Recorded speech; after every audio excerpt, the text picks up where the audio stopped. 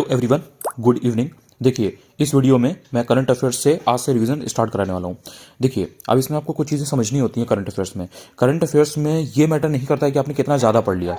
Current affairs में ये matter करता है कि आपने जो पढ़ा है वो आपको कितना श्योर है। करंट अफेयर्स अपडेट होता रहता है। जो स्टैटिक के सब्जेक्ट होते हैं, जैसे हिस्ट्री हो गया, ज्योग्राफी हो गया, पॉलिटी हो गया, इनमें अगर आप देखोगे तो मेजर मेजर जितनी भी चीज़ें हैं वो सब स्टैटिक होती हैं।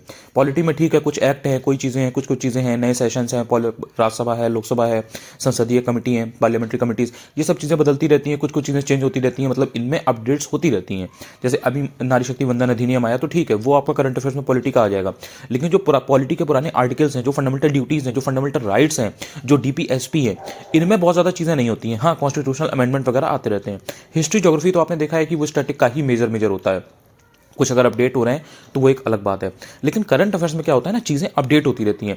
अपडेट होने की वजह से क्या होता है कि इंसान ने अगर पहले से उसको बहुत ज़्यादा अगर नहीं पढ़ा हुआ है, या पहले से उसको अगर उसने ध्यान नहीं दिया है, तो फिर बाद में अगर एग्जाम के 4-5 दिन पहले, 6 दिन पहले अगर आप कोई भी एक मैगजीन लेकर के उसको पढ़ोगे तो फिर आपको चीज़ें रिटेन करने में बहुत प्रॉब्लम होगी। क्योंकि आपको ये लगेगा पढ़ा तो है, बट आप फैक्ट्स को रिटेन नहीं कर पाओगे, क्योंकि ऑब्वियसली आपने बहुत ज़्यादा पहले से ध्यान नहीं दिया है, पहले से पढ़ा नहीं है स्टैटिक सब्जेक्ट की तरफ। तो करंट अफेयर्स में ये मैटर करता है कि आप जो पढ़ रहे हो सॉलिड पढ़ो। वहां पर आपको कंफ्यूजन नहीं होना चाहिए कि ए या बी या डी, ये नहीं होना चाहिए। तो यहां पर करंट अफेयर्स की इस क्लास में मैं आपको मोस्ट इंपॉर्टेंट चीज़ें सिखाने वाला हूं, दिखाने वाला हूं। अगर आपके दिमाग में ये सारी चीज़ें रहेंगी तो जब भी कभी आप करंट अफेयर्स पढ़ोगे तो उसमें आप ये फिल्टर कर पाओगे क्या इंपॉर्टेंट है, क्या इंपॉर्टेंट नहीं है।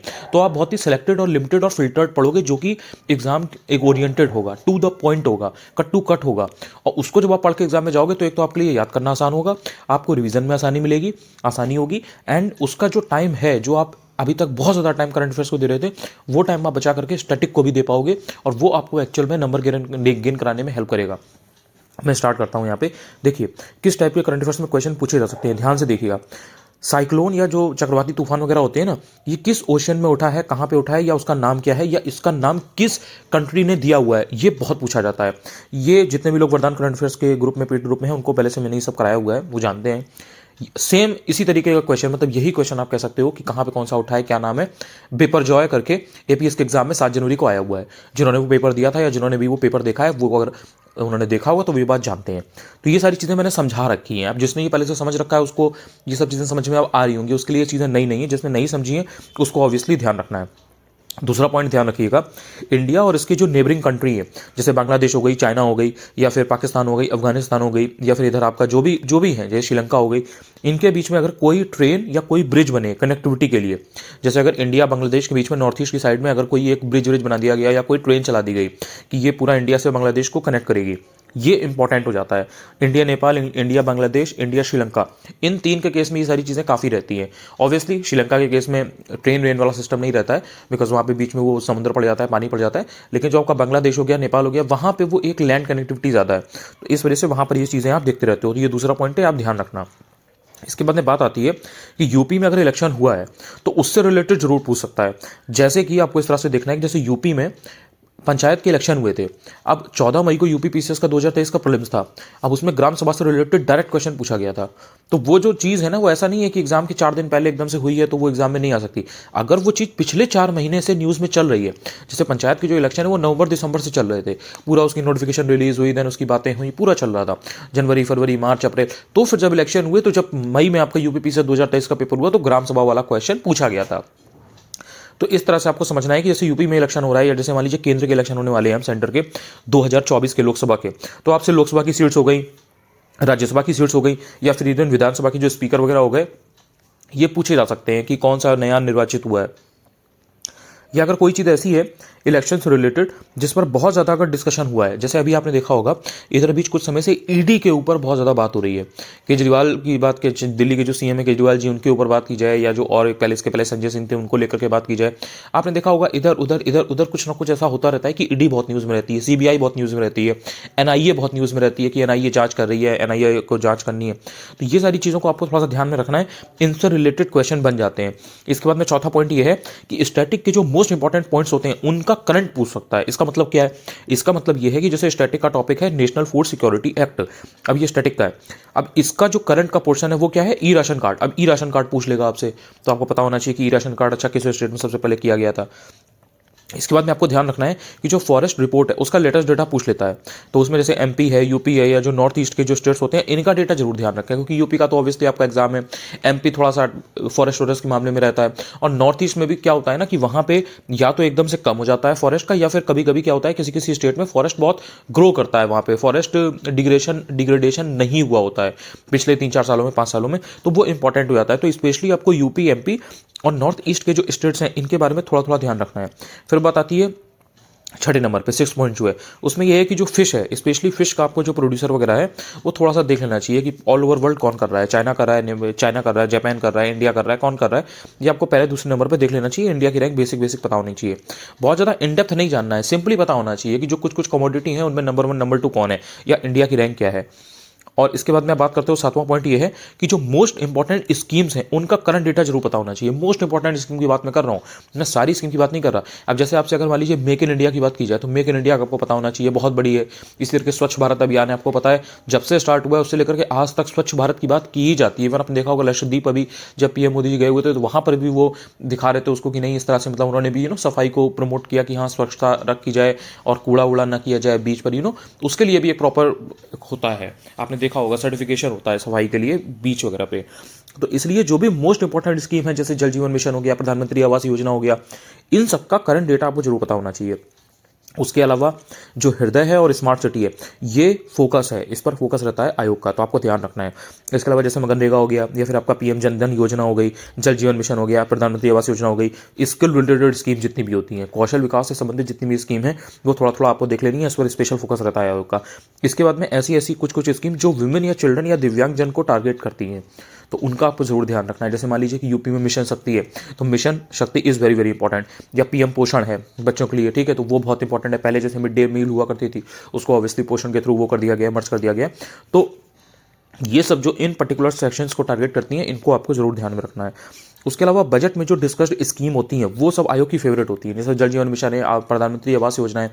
अब ये सब अगर बजट में डिस्कस्ड है, इनको अगर पैसे वैसे अलॉट किए गए तो ये डेफिनेटली बहुत इंपॉर्टेंट है।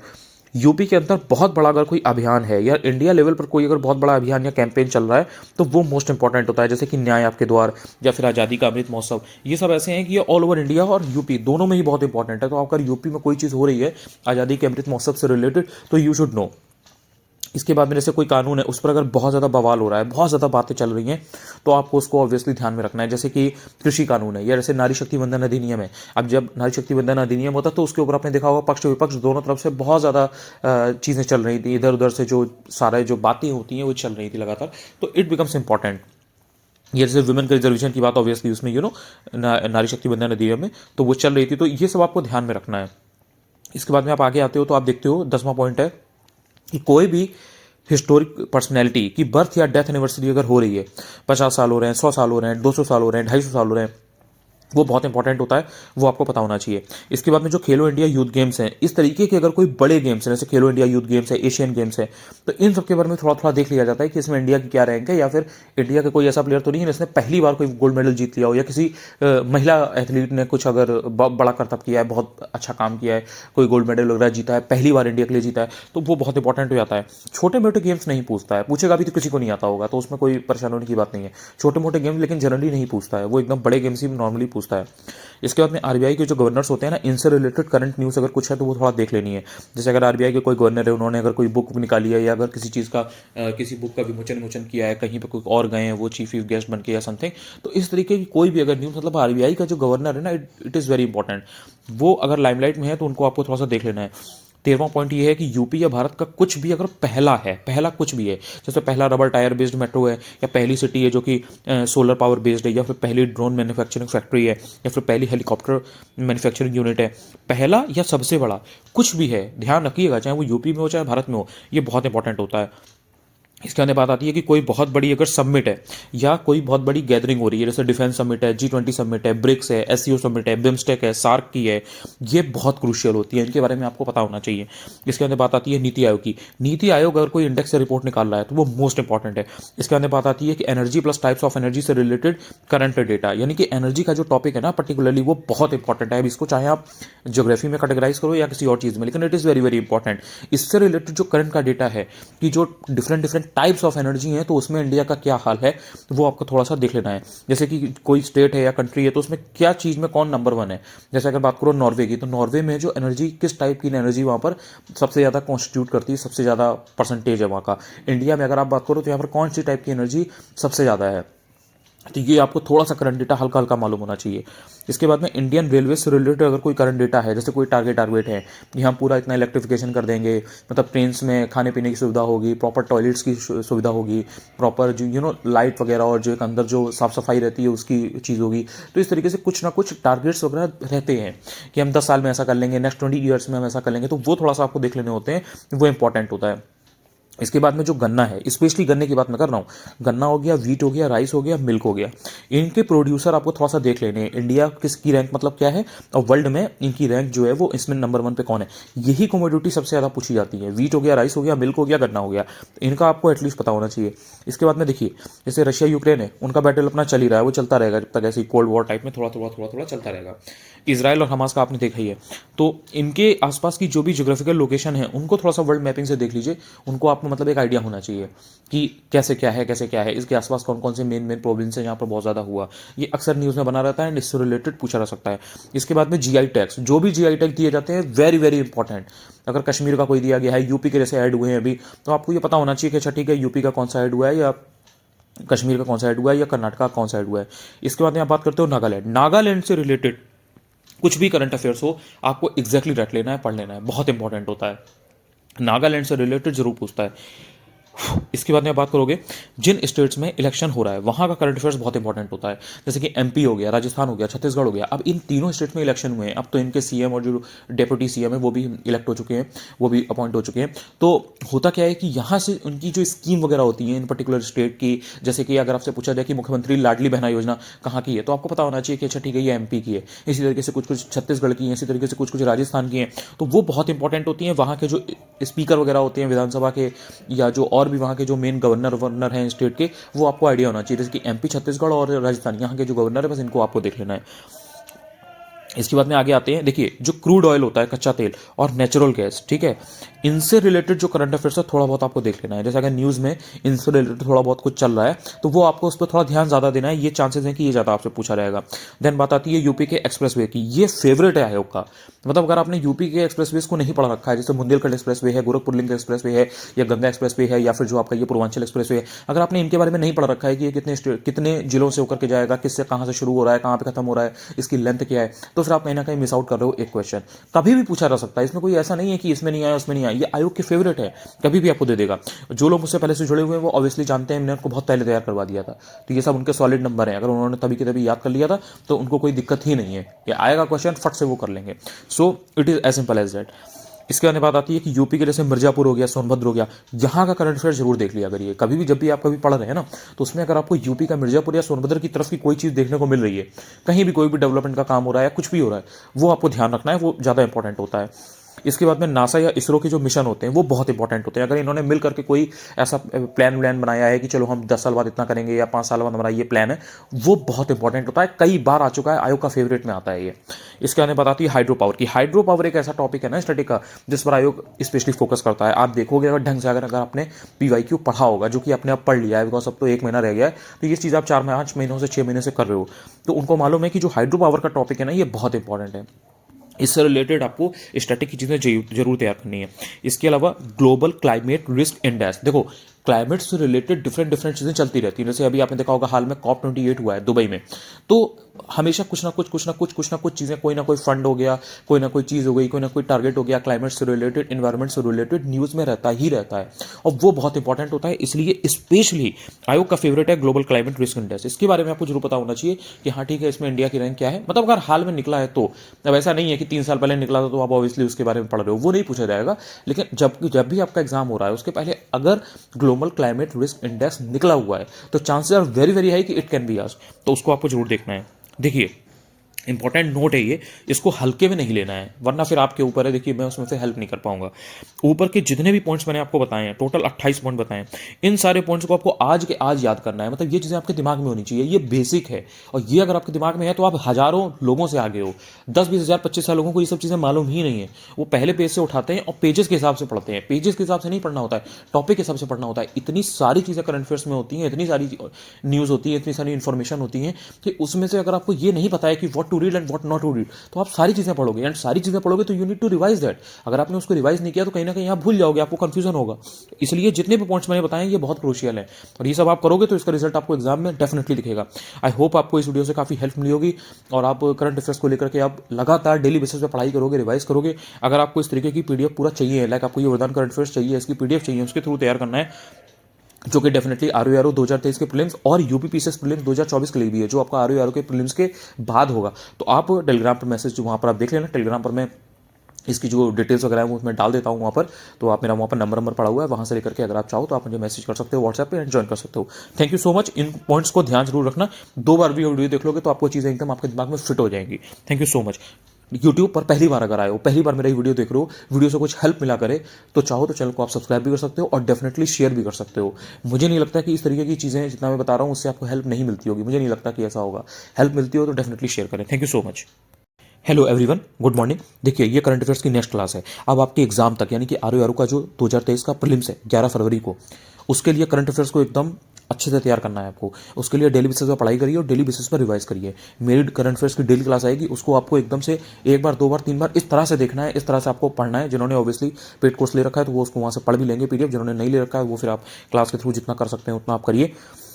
अब यहाँ पर इस वीडियो में मैं आपको बताने वाला हूँ कि किस टाइप के क्वेश्चंस आपके फ्यूचर में आ सकते हैं, जो आपका आरओ का 11 फरवरी को एग्जाम होने वाला है उसमें। सबसे पहले यूपी की फॉरेस्ट रिपोर्ट, अगर यूपी का करंट में कोई ऐसा डेटा है जो बहुत इंपॉर्टेंट है, कुछ अपडेट वगैरह हुआ है, तो वो पूछा जा सकता है आपसे। और हाँ, एक बात और, जो भी चीज़ें मैं बताने वाला हूँ आपको, उसमें से सारी चीज़ें मैंने करवा दी होंगी। जो चीज़ नहीं कराई होगी वो आपको करा दी जाएगी, तो उसमें कोई हेडेक नहीं लेनी है कि ये नहीं हुआ वो नहीं हुआ। जब मुझे पता है कि ये चीज़ इंपॉर्टेंट है तो वो मैं आपको डेफिनेटली करा दूंगा, और उसको याद करवाने की भी जिम्मेदारी मेरी है। मतलब मैं आपको इतना पुश करवा दूंगा कि आप उसको तैयार कर ही लो। अब ये जो मैं वीडियोस बना रहा हूँ इसके थ्रू अगर आप तैयार करोगे तो जिन्होंने पहले पढ़ लिया उनका बहुत अच्छा रिवीजन होने वाला है, और जिन्होंने नहीं पढ़ा है तो उनका कम टाइम में रिवीजन हो जाएगा। तो ये चीज़ें आपको समझनी है, आपको परेशान नहीं होना है। लेकिन जो चीज़ें आपको बताई गई हैं, समझाई गई हैं, जिसके लिए मैंने आपको 20 बार बताया है कि ये आपको याद करनी है, तो फिर अगर आप उसको नहीं पढ़ रहे हो तो वो कहीं ना कहीं फिर आपके एंड से भी फॉल्ट है। तो मेरी तरफ से मैं 100% दे रहा हूँ। मुझे भी आपसे उम्मीद रहेगी कि आप उसको वहीं के वहीं तैयार करने की कोशिश करो। तो उससे क्या है, आपके अंदर एक कॉन्फिडेंस बूस्ट होगा। मैं चाहता हूँ कि आपके अंदर वो कॉन्फिडेंस डेवलप हो, आप चीज़ों को लेकर के घबराओ ना, आपको एंग्जाइटी ना हो, आपको स्ट्रेस ना हो। आप चीज़ों को लेकर के एकदम क्रिस्टल क्लियर हो कि अच्छा ठीक है ये इंपॉर्टेंट होता है तो ये मुझे पढ़ना है। बात करता हूँ, देखिए जैसे यूपी का फॉरेस्ट रिपोर्ट है, तो उसका अगर कोई करंट का डेटा हाल फिलहाल में अपडेट हुआ हो तो वो थोड़ा सा देख लेना चाहिए, वो इंपॉर्टेंट होता है। इसके बाद में पॉवर्टी से रिलेटेड कोई भी अगर इंपॉर्टेंट डे है, अगर वो कॉमेमोरेट किया गया है, सेलिब्रेट किया गया है, तो या उसका कोई अगर करंट का डेटा आया हुआ है, जैसे अगर मान लीजिए एमपीआई है, मल्टी डायरेक्शनल पॉवर्टी इंडेक्स, अब मान लीजिए कि उसका डेटा आया हुआ है, वो पॉवर्टी से रिलेटेड है, तो वो आपको पता होना चाहिए। इसके बाद में कोई भी जो कंट्री होती है उसका जो पीएम या प्रेसिडेंट होता है, अगर वो न्यूली अपॉइंटेड है तो थोड़ा सा आपको देखना चाहिए। इसमें भी जो न्यूजीलैंड है उसका स्पेशली अगर वहाँ पर कोई चीज़ चेंज हुआ है तो वो आपको जरूर देखना चाहिए। इसके बाद में ये मैंने आपको बता दिया है कि पीएम या प्रेसिडेंट जहाँ पर बनाए गए हो कंट्री का नाम। तो अब हाँ, इसमें एक बात ध्यान रखिएगा कि जो कंट्री बहुत ज़्यादा न्यूज़ में रहती है, बहुत ज़्यादा जिसका नाम इधर उधर आप सुन रहे हो, वहाँ पर कुछ सत्ता हस्तांतरण हुआ है, कुछ चेंजेस हुए, तो वो आपको उस कंट्री का पीएम या प्रेसिडेंट जरूर देख लेना है। जैसे कि इजराइल है, अब इजराइल में जो इस समय जो इजराइल हमास का जो भी पूरा चल रहा है, जो भी इतना ज़्यादा हंगामा चल रहा है, तो वहाँ पर फिर आपको वहाँ के जो प्रेसिडेंट हैं या वहाँ के जो पीएम है वो इंपॉर्टेंट हो जाते हैं, तो उनको थोड़ा सा आपको देख लेना है। इवन वहाँ के जो फॉरेन मिनिस्टर हैं उनका भी आपको नाम एटलीस्ट पता होना चाहिए। इसके बाद में बजट में जो कीवर्ड्स होते हैं, फॉर एग्जाम्पल जल जीवन मिशन है या मनरेगा है, इन पर मेजर फोकस रखिए। हो सकता है कि इनसे रिलेटेड वो कुछ भी पूछ दे कि कितना टारगेट है, क्या है, कितने का बढ़ाया गया है, कितने का काम किया गया है, कुछ ना कुछ पूछ सकता है, इसलिए इन पर मेजर फोकस आपको रखना चाहिए। इसके बाद में इंडिया या यूपी में सबसे बड़ा कुछ भी हो, ये मैंने आपको पिछली बार भी बताया था। इसके बाद में G20 से रिलेटेड कुछ भी हो, G20 आपको बताया भारत ने अध्यक्षता की थी 2023 में, उससे रिलेटेड बहुत सारी इवेंट्स, बहुत सारी जो मीटिंग्स हैं वो हुई थी डिफरेंट प्लेसेस पे, तो वो आपको G20 से रिलेटेड एकदम पता होना चाहिए। इसके बाद में कोविड की जो वैक्सीन है किस कंट्री की कौन सी है, ये मोस्ट इंपॉर्टेंट है। ऑब्वियसली ये सब चीज़ें मैंने कराई हुई हैं तो कोई दिक्कत नहीं है। आपने जो लोग पहले से ग्रुप में हैं, पेड कोर्स जिन्होंने ले रखे हैं, वो सब ये पढ़ चुके हैं, उनके लिए कोई नई चीज़ नहीं है। लेकिन जो नए लोग हैं उनको ये पता चल जाएगा कि हाँ वैक्सीन की वैल्यू क्या है। इसके बाद में बजट में कुछ की पॉइंट्स होते हैं जिन पर आपको फोकस करना होता है, जैसे कि जो बजट का अनुमान है, यानी कि जो बजट एस्टिमेट होता है, या जो फिस्कल डेफिसिट होता है यानी कि राजकोषीय घाटा, अब ये जीडीपी का कितना परसेंट है, डायरेक्टली क्वेश्चन आता है, तो ये आपको पता होना चाहिए। उसके बाद में पैसा आता कहाँ से है, पैसा जाता कहाँ कहाँ पर है, यानी कि खर्चा कहाँ कहाँ पर होता है और पैसा मिलता कहाँ कहाँ से है सरकार को, ये आपको पता होना चाहिए। इसके बाद में जो मेजर मेजर स्कीम है या उनके जो टारगेट्स हैं, ये आपको आइडिया होना चाहिए। इसके बाद में जो इंपॉर्टेंट बुक्स हैं, एक बुक के ऑथर का नाम ऑफन पूछता है, मैंने ये पहले ही बताया हुआ है। फॉर एग्जांपल स्पेयर का पूछा गया था यूपीपी से 2023 के प्रीलिम्स में, या बिमल जलान की जो बुक होती है, या फिर जो अमर्त्य सेन है, इनकी जो भी किताबें होती हैं, कई बार इनके बारे में पूछ लिया जाता है। जैसे होम इन द वर्ल्ड पूछी गई थी आपसे। अगर आपने 7 जनवरी को होने जो पेपर हुआ है एपीएस का, अगर आपने उसको देखा होगा, उसमें भी इंपॉर्टेंट बुक्स पूछी गई थी। तो उसमें एक कपिल देव थे और उसमें एक कोई और थे, 2 लोग का नाम था, एंड वो किताब बहुत पॉपुलर थी, वो मैंने ऑब्वियसली कराई हुई है, तो वो आई हुई थी। तो ये सब चीज़ें पहले से हैं, पहले से बता दी गई हैं, कोई ऐसा नहीं है कि ये आपको 7 जनवरी को बताया गया है, पिछले 2 महीने पहले ही आपको ये सब चीज़ें बता दी गई हैं कि ये चीज़ इंपॉर्टेंट है, आप इसको पढ़ के रखिए। और जिन्होंने पढ़ लिया है उनको वो चीज़ें काफ़ी उनके लिए ईजी हैं, उनको डर नहीं लग रहा है, उनको पता है कि हाँ ठीक है, उन्होंने जो पढ़ा है उसी में से आएगा। इसके बाद में ध्यान रखिएगा, है कि ये पॉपुलर इंसान की किताब पूछेगा, ऐसा नहीं है कि वो सबकी पूछ लेगा। आप किसी भी नॉर्मल इंसान ने अगर कोई किताब निकाल दी है तो आप उसकी पढ़ के जा रहे हो, नहीं, सबकी नहीं पढ़ने की जरूरत है। जो पॉपुलर इंसान है बहुत ज़्यादा, जिसका नाम आप सुनते रहते हो, देखते रहते हो, चर्चा में जो रहा है, उसी का पूछता है, तो आपको उसका पढ़ के जाना है। इससे आपको फिल्टर करने में आसानी होगी कि अच्छा ठीक है ये पढ़ना है। इसके बाद में कोई भी अगर इंटरनेशनल प्रोजेक्ट है या डील हुई है, वो मोस्ट इंपॉर्टेंट होती है। जैसे कि मान लीजिए कि चीते बाहर से आए, अब जो चीते वाला जो पूरा है ना कि चीते वहाँ से आए, अब जैसे आपने देखा होगा कि चीते कई बार मर जाते हैं। अभी बीच में कई जगहों, कई महीने पहले चीते मर गए थे, तो वहाँ पर जो चीते मर रहे हैं ना, तो वो लोकेशन अपने आप में इंपॉर्टेंट हो जाती है। तो आपसे पूछ सकता है कि सपोज अगर 6 मंगाए गए तो 6 में से 3 अगर एक्सपायर हो गए, तो उनका आपको पता होना चाहिए कि अच्छा ठीक है 3 हम नहीं रहे हैं। वो पूछ लेता है क्योंकि इंटरनेशनल डील है, इंटरनेशनल प्रोजेक्ट है। इसके बाद में जैसे राफेल वगैरह है, तो इनसे रिलेटेड पूछ सकता है। तो ये पहले पूछता था आपको, मतलब मैंने ये समझाने के लिए बताया हुआ है कि जैसे अब चीते वाला इंपॉर्टेंट है। अब अगर मान लीजिए कि कोई अगर हेलीकॉप्टर वगैरह है या कोई अगर रॉकेट वगैरह है, तो उनमें अगर कोई टेक्नोलॉजी वगैरह है, अगर वो ट्रांसफर की जाएगी कहीं, कोई और कंट्री है वो अगर हमें देगी या हम किसी और को देंगे कोई चीज़, तो वो अपने आप में इंपॉर्टेंट हो जाता है। इसके बाद में यूएस यानी कि यूनाइटेड स्टेट्स या ऑस्ट्रेलिया या किसी इंपॉर्टेंट कंट्री का जो पीएम है या प्रेसिडेंट है या फॉरेन मिनिस्टर है, वो इंडिया में जगह जगह पर अगर कहीं जा रहा है, तो वो बहुत इंपॉर्टेंट है, वो आपको देख लेना है।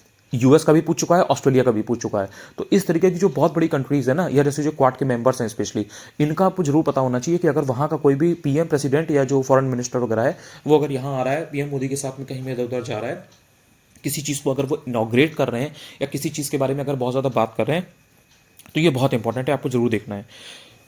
इसके बाद में जैसे G20 है या ब्रिक्स है, तो ये इस तरीके की जो बड़ी बड़ी इवेंट्स है ना, ये मोस्ट इंपॉर्टेंट होती है, इनके बारे में आपको जरूर देखना है। इसके बाद में इकोनॉमिक सर्वे, इसमें जो डेटा या फैक्चुअल चीज़ है, जो मतलब जो एकदम टू द पॉइंट डेटा है कि इतना इतना इतना इतना ये परसेंटेज, वो इंपॉर्टेंट होता है। ये अगर टारगेट सेट किए गए हैं कि हम ठीक है 15 साल में इतना कर लेंगे, 20 साल में इतना कर लेंगे, 2047 तक हमारा डेवलप कंट्री बनाने का है, या 2030 तक हम ऐसा कर देंगे, फाइलेरियासिस को हम इतने साल तक खत्म कर देंगे, काला आजार को हम इतने साल तक खत्म कर देंगे। इस तरीके की जो टारगेट्स होते हैं ना, या कोई नई नई अचीवमेंट की बातें की गई होती हैं, वो बहुत इंपॉर्टेंट होता है। जैसे मान लीजिए कि जीएसटी है, अब जीएसटी का कलेक्शन अगर किसी महीने में सबसे ज़्यादा हो गया, या किसी साल के महीने के किसी अंत के महीने में सबसे हाईएस्ट वो पहुंचा है, जितना आज तक कभी नहीं पहुंचा, तो it is very very important, you have to know that. इसके बाद में जैसे यूक्रेन है, तो यूक्रेन में अगर वॉर चल रहा है, तो अब इसके आसपास के जो कोल प्रोड्यूसिंग रीजन है, जैसे यूक्रेन वगैरह है, तो मान लीजिए उसका कोई एक पर्टिकुलर रीजन है, वो कोल के लिए बहुत पॉपुलर है, बहुत चर्चा में, तो वो फिर इंपॉर्टेंट हो जाता है। तो आपको देख लेना है, ऐसा नहीं है कि हर बार लड़ाई झगड़े का ही पूछेगा। वो हो सकता है कि आपसे कभी कोल का पूछ ले, या हो सकता है कभी आपसे वहाँ के गेहूं के बारे में, वीट के बारे में पूछ ले। हो सकता है रशिया के आसपास की जो और भी कुछ कुछ चीज़ें हैं, जैसे रशिया की अगर टेक्नोलॉजी कोई है, नई टेक्नोलॉजी है, तो वो हो सकता है पूछ ले, कुछ सबमरीन वगैरह की, तो उससे रिलेटेड लेकिन पूछेगा, क्योंकि वो न्यूज़ में है, तो उसके बारे में आपको थोड़ा थोड़ा ध्यान रखना है। इसके बाद में जैसे इजराइल गाजा वाले मैंने आपको बता ही दिया कि वो वाला रीजन है, उसमें जो भी मेन लोकेशंस वगैरह है वो थोड़ा सा आप देख के चलिए। इसके बाद में जैसे न्यूजीलैंड है, तो इसने स्मोकिंग पर बैन वगैरह लगाया, वर्ल्ड का पहला ऐसा कानून था, तो इन्होंने पूछ लिया। तो वर्ल्ड में आपको ध्यान रखना है, इस तरीके की अगर कोई चीज़ हो रही है जो कोई कंट्री पहली बार कर रही है, तो वो इंपॉर्टेंट होता है। न्यूजीलैंड तो वैसे भी इनका फोकस रहता है, न्यूजीलैंड से ही अक्सर पूछते हैं, लेकिन इसके अलावा भी अगर कोई ऐसी चीज़ है जो वर्ल्ड में पहली बार कहीं पर हो रही है किसी कंट्री में, तो वो आपको जरूर पता होना चाहिए। इसके बाद में जैसे नेपाल में प्लेन क्रैश हुआ था, तो वर्ल्ड वाइड न्यूज़ थी, ये पूरा हर जगह से बातें हो रही थी। यूरोप में तो बहुत सारी कंट्रीज हैं जो नेपाल की फ्लाइट वगैरह को एक्सेप्ट ही नहीं करती हैं, मतलब वो अपने यहाँ जो उनकी एयरपोर्ट वगैरह है वहाँ पर उतारती है, या वहाँ से उनका कोई सिस्टम ही नहीं है चलने वाला। तो है ऐसा, जैसे जर्मनी वगैरह है ना, वहाँ पे रूल्स बहुत ज़्यादा स्ट्रिक्ट हैं। वो ये नेपाल की जो फ्लाइट वगैरह है, इनको बहुत ज़्यादा वो नहीं देते हैं एंट्री। ये पूरे वर्ल्ड वाइज हर जगह ये न्यूज़ बनी हुई थी। ये जो नेपाल में यति एयरलाइन वाला जो प्लेन क्रैश हुआ था, जो यूपीपी से 2023 के प्लेन्स में आपसे पूछा गया था क्वेश्चन, तो इस टाइप की चीज़ें अगर कोई होती हैं जो पूरे देश विदेश में जिसकी चर्चा होती है, तो वो आपको थोड़ा सा देखना होता है। इसके बाद में जो ह्यूमन डेवलपमेंट रिपोर्ट है यानी कि एसडीआई, ये आयोग की फेवरेट है। इसके बाद में एमपीआई यानी कि मल्टी नेशनल पॉवर्टी इंडेक्स, ये भी आयोग की फेवरेट है। इसके बाद में बजट में किस सेक्टर को कितने परसेंट दिया जा रहा है, जैसे डिफेंस है, सब्सिडी है, हेल्थ है, तो कितने परसेंट किस सेक्टर को अलॉट किया जा रहा है, वेरी वेरी इंपॉर्टेंट। इसके बाद में बजट में किस स्कीम को कितना पैसा दिया गया, ये मोस्ट इंपॉर्टेंट होता है। आपने देखा होगा यूपी पीसीएस के 2023 के प्रीलिम्स में एक क्वेश्चन आया हुआ था, प्रधानमंत्री आवास योजना और जल जीवन मिशन, तो इनका पूरा जो कितना कितना पैसा किस में है या किस में पे सबसे ज़्यादा कम पैसा इस बार दे दिया गया है, कुछ अगर बीते सालों के कंपैरिजन में उस पर्टिकुलर स्कीम या प्रोजेक्ट के बारे में देखें, तो इस तरीके की जो चीज़ें होती है वो अक्सर पूछी जाती हैं, आपको पता होनी चाहिए। इसके बाद में एक क्वेश्चन आया था कि एक साल की जो मैंडेटरी मिलिट्री सर्विसेज हैं वो कहाँ पर पहली बार, तो ये ताइवान था ऑब्वियसली इसमें आंसर। इस तरीके की जो कुछ कुछ चीज़ें होती हैं तो पहली बार हो रही होती हैं, तो वो आपको देखना है। देन जैसे साहित्य अकेडमी अवार्ड है, तो उसमें हिंदी और इंग्लिश के अवार्ड विनर जो हैं वो जरूर देखने होते हैं। बाकी और उसमें बहुत सारी लैंग्वेजेस रहेंगी, उनका आपको जानने की जरूरत नहीं है। हिंदी इंग्लिश का आपको जरूर पता होना चाहिए। जनरली क्या होता है कि हिंदी और इंग्लिश का ही पूछता है, क्योंकि उसको भी पता है कि अगर सपोज अगर 10 लैंग्वेज है तो 10 लैंग्वेज का पढ़ना और याद करना और उसको रट के जाना is not possible, is not that possible. कोई कोई एक दो लोग रट के चले जाएंगे, बट हर कोई नहीं कर सकता। लेकिन हिंदी इंग्लिश ऐसा है कि दो के तो आप पता कर ही सकते हो, मेजर लैंग्वेजेस हैं। इसके बाद में जो ब्रिटिश पार्लियामेंट है या जो ब्रिटिश पीएम है, वहाँ से रिलेटेड 2 सालों से लगातार पूछ रहा है, तो उनसे रिलेटेड अगर वहाँ पर कोई चीज़ ऐसी हो रही है तो वो आपको जरूर देखनी है। इसके बाद में जैसे इंडियन बायोलॉजिकल डेटा सेंटर, ये पूछ लिया था, तो इससे आपको ये पता लगता है कि जो इंस्टीट्यूट्स होते हैं या जो सेंटर होते हैं, अगर कोई नए बने हैं तो भी और अगर कुछ पुराने हैं तो भी, वो आयोग जरूर पूछता है। इसके बाद में स्कीम और उनका ईयर पूछता है। ऑब्वियसली जो लोग वरदान में हैं उनको ये सब चीज़ें करा दी गई हैं। स्कीम ईयर पूछता है, जैसे Shyama Prasad Mukherjee rurban urban mission है, तो या जल जीवन मिशन है, प्रधानमंत्री आवास योजना है, मेक इन इंडिया है, startup India, stand up India है, ये सारी चीज़ों की जो ईयर वगैरह है वो पूछ सकता है, और पहले भी पूछता आया है, आगे भी पूछेगा। इसके बाद में जैसे पोप बेनेडिक्ट 16 है, 600 सालों में पहली बार पहले ऐसे पोप थे जिन्होंने रिजाइन किया था, ठीक है। तो इस तरीके की जब कोई चीज़ होती है तो बहुत इंपॉर्टेंट होती है, आपको देखना है। और इसमें ध्यान रखिएगा कि इस तरीके की कोई भी अगर खास बात है तो वो किसी पॉपुलर इंसान की ही पूछता है। ऐसा नहीं है कि सारे लोग एक्सपायर हो रहे हैं तो सबका पूछ लेगा, नहीं। बहुत अगर कोई पॉपुलर इंसान है, जैसे पोप बेनेडिक्ट 16 है, तो ये 600 सालों में पहले ऐसे पोप थे जिन्होंने रिजाइन किया, तो ये बहुत ही खास बात है, कोई ये हल्की चीज़ नहीं है। इसके बाद में जैसे लता मंगेशकर जी हैं, उनका पूछ चुका है, लता मंगेशकर जी भी इसी तरीके के हैं, आपको मालूम है, तो उनसे रिलेटेड पूछ चुका है इस तरीके का क्वेश्चन। उनकी भी डिमाइस हुई थी, उनका भी निधन हुआ था, तो उनके बाद में उनसे रिलेटेड फैक्ट पूछे गए थे। इसके बाद में आर्मी की जो डिफेंस एक्सरसाइजेज होती हैं वो पूछता है, और जो इंडियन नेवल शिप होते हैं इनके नाम और ऑपरेशन पूछ लेता है। जैसे जो डिफेंस एक्सरसाइज होती है तो उसमें जो इंडियन आर्मी वाली है वो पूछता है कि कहाँ पे हो रही है, किसके बीच में हो रही है, उसका नाम क्या है। और जो नेवी से रिलेटेड पूछता है उसमें जनरली क्या होता है कि जो इंडियन नेवल शिप होते हैं यानी कि आईएनएस, उनके नाम या तो पूछ लेगा या फिर ऑपरेशन वगैरह होते हैं। जैसे कि मान लो अगर मालदीव को सामान भेजा जा रहा है, जैसे कोविड के टाइम पे जो आपका मालदीव वगैरह है और भी कुछ कुछ कंट्रीज़ हैं, तो उन जैसे अफ्रीका के जो इधर साइड में जो कंट्रीज़ हैं जितनी भी, मेडागास्कर वगैरह, उधर साइड के रीजन में बहुत सारी चीज़ें जो हैं वो भेजी थी भारत ने। तो वो ऑपरेशन दोस्त नाम दिया या कुछ भी नाम दिया, तो वो जो ऑपरेशन होते हैं ना, तो उनमें जो शिप जा रहा है इंडियन नेवल शिप INF, वो इंपॉर्टेंट होता है, तो वो नाम आपको देखना है। इसके अलावा जैसे जो SCO है यानी कि संघाई कॉर्पोरेशन ऑर्गेनाइजेशन, ये मोस्ट इंपॉर्टेंट है। आपने देखा होगा SCO फिल्म फेस्टिवल पूछा जा चुका है। इसके अंदर नीति आयोग की जो इंडेक्स की रिपोर्ट होती है बहुत इंपॉर्टेंट होती है, जैसे कि सोशल प्रोग्रेस इंडेक्स है, ये पूछ ली गई आपसे। इसके अंदर यूपी में पंचायतों के चुनाव 2023 में थे, तो ग्राम सभा का स्टैटिक का क्वेश्चन मैंने आपको बताया था। देन जैसे PM गति शक्ति योजना है, मिड डे मील है, ये सब आयोग के फेवरेट हैं।